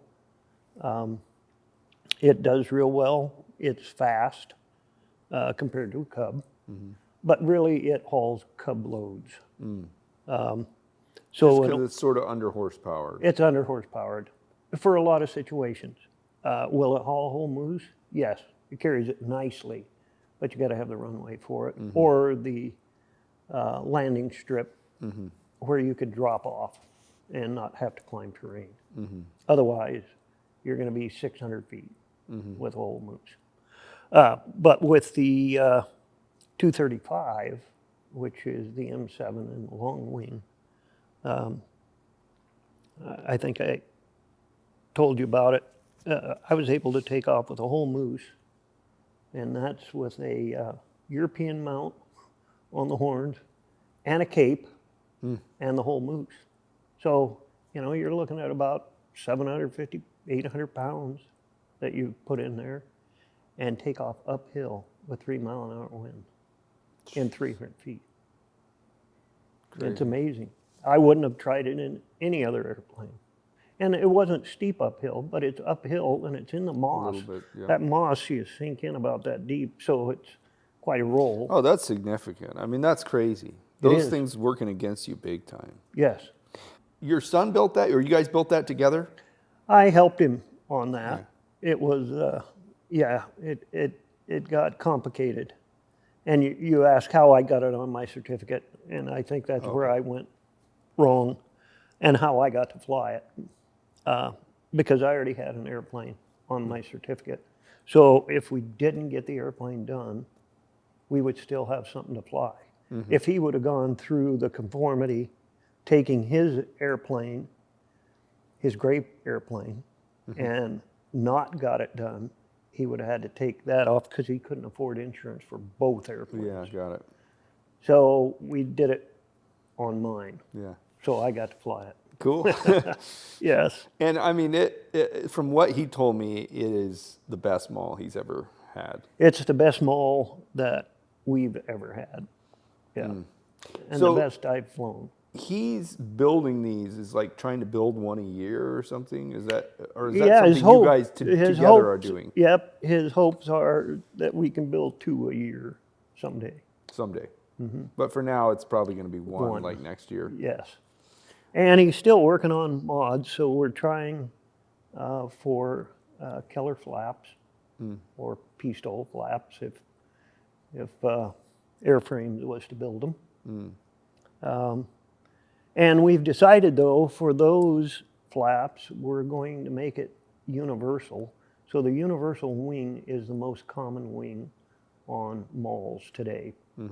That And come this out is of the one that's factory. 11 inches shorter each side. Yes, they're 23 inches. they're shorter. So in order to use the long wing, because the long wing does make a huge difference in slowing the airplane down and the way it performs with the longer ailerons, because we've got a little longer arm now.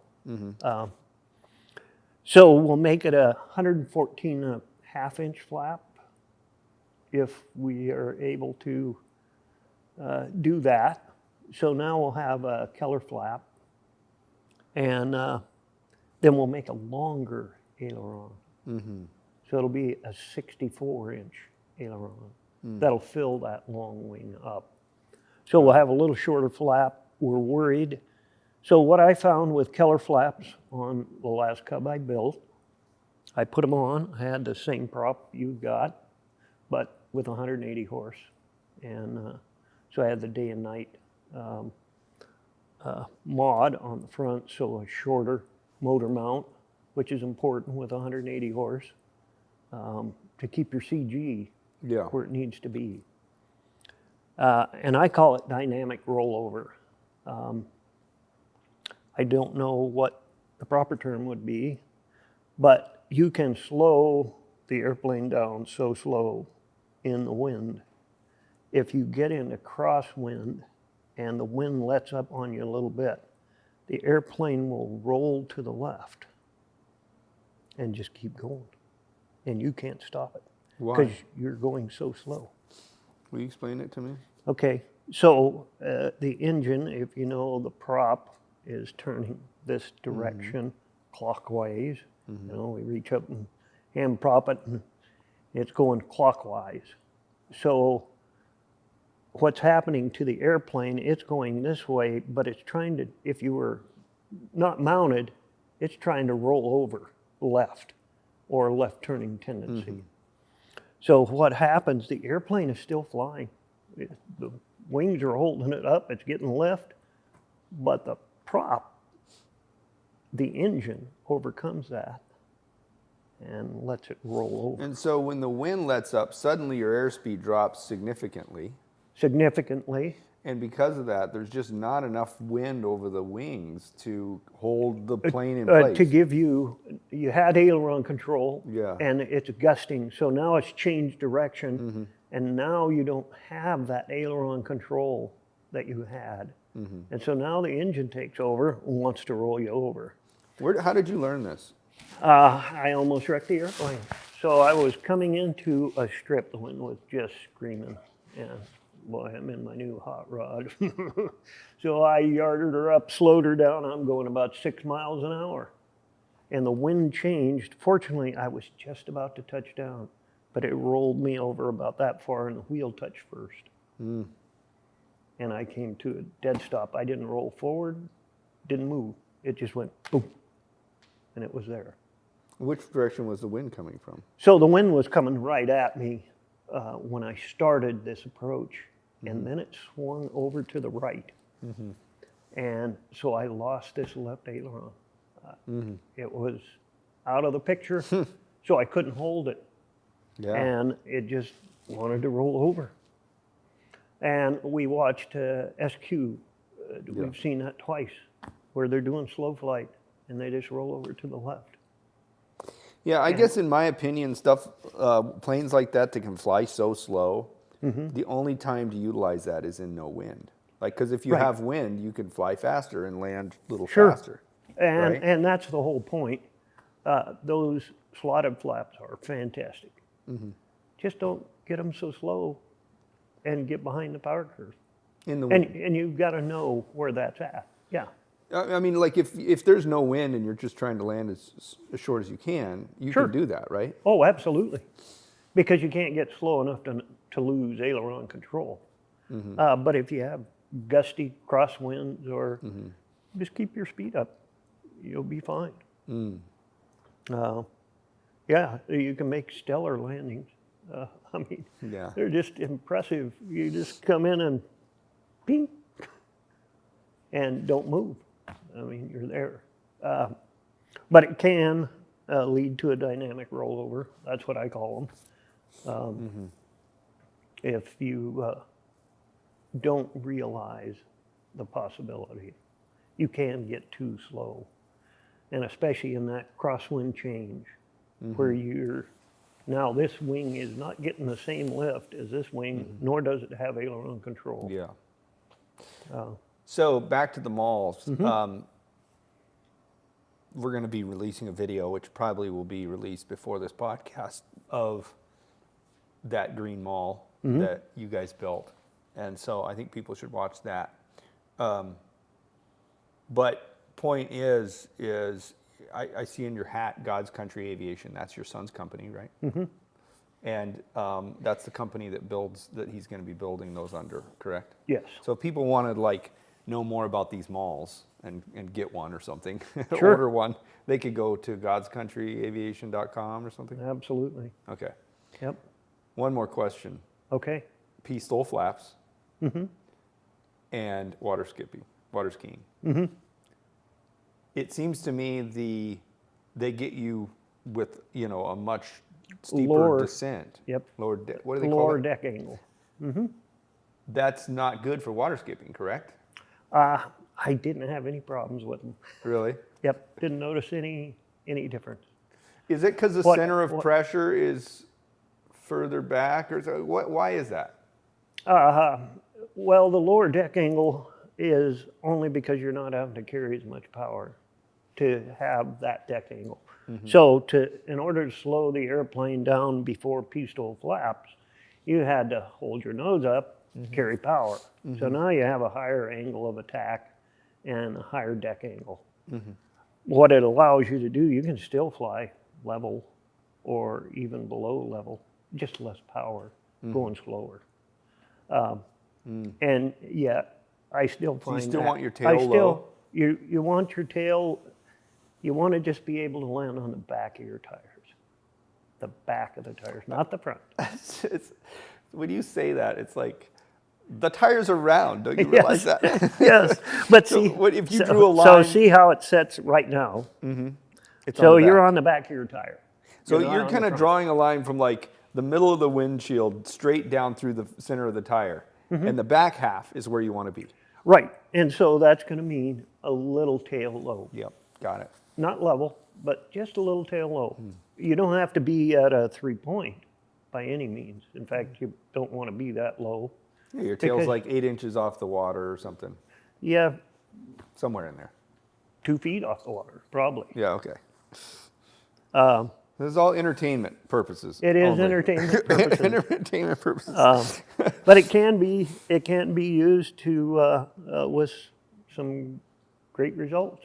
Great. And we didn't talk about it, but safety-wise, it gives you another option in your bag of tricks. So you lose an engine, and we have a lot of lakes and water here.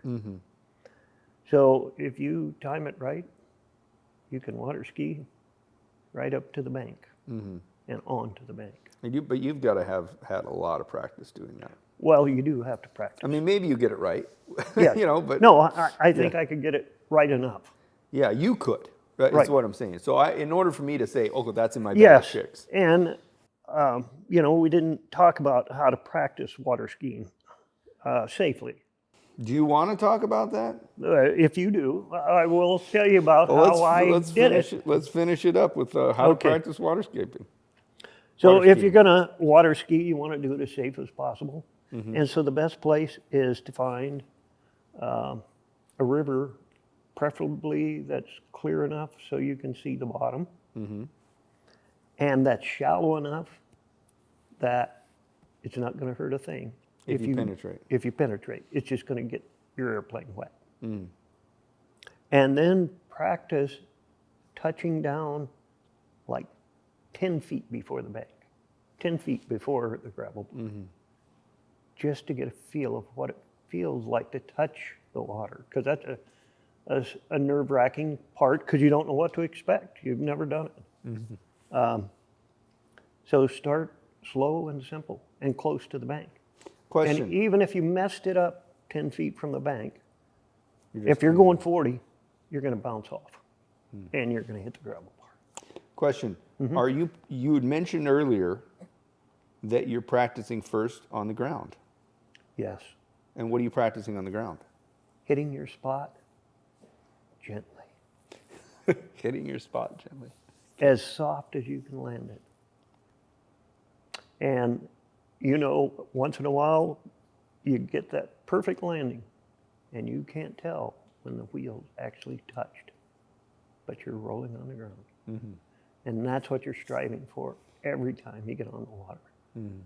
Just as smooth as you can get there. Okay. Yep. So you're practicing on this shallow place. You're touching down 10 feet before the bank. And you do that for a while. And you get used to that water, and now you're with your airplane, and you know when it's going to touch. You know when it's going to touch the water, because you've practiced so much doing it on the gravel. You know where your wheels are. And so you'll just stretch that out a little further, a little further, a little further. And pretty soon you can just fly right up the river. You'll get on and fly up the river and make turns and go up to the right gravel bar that you want to land on. And do it safely.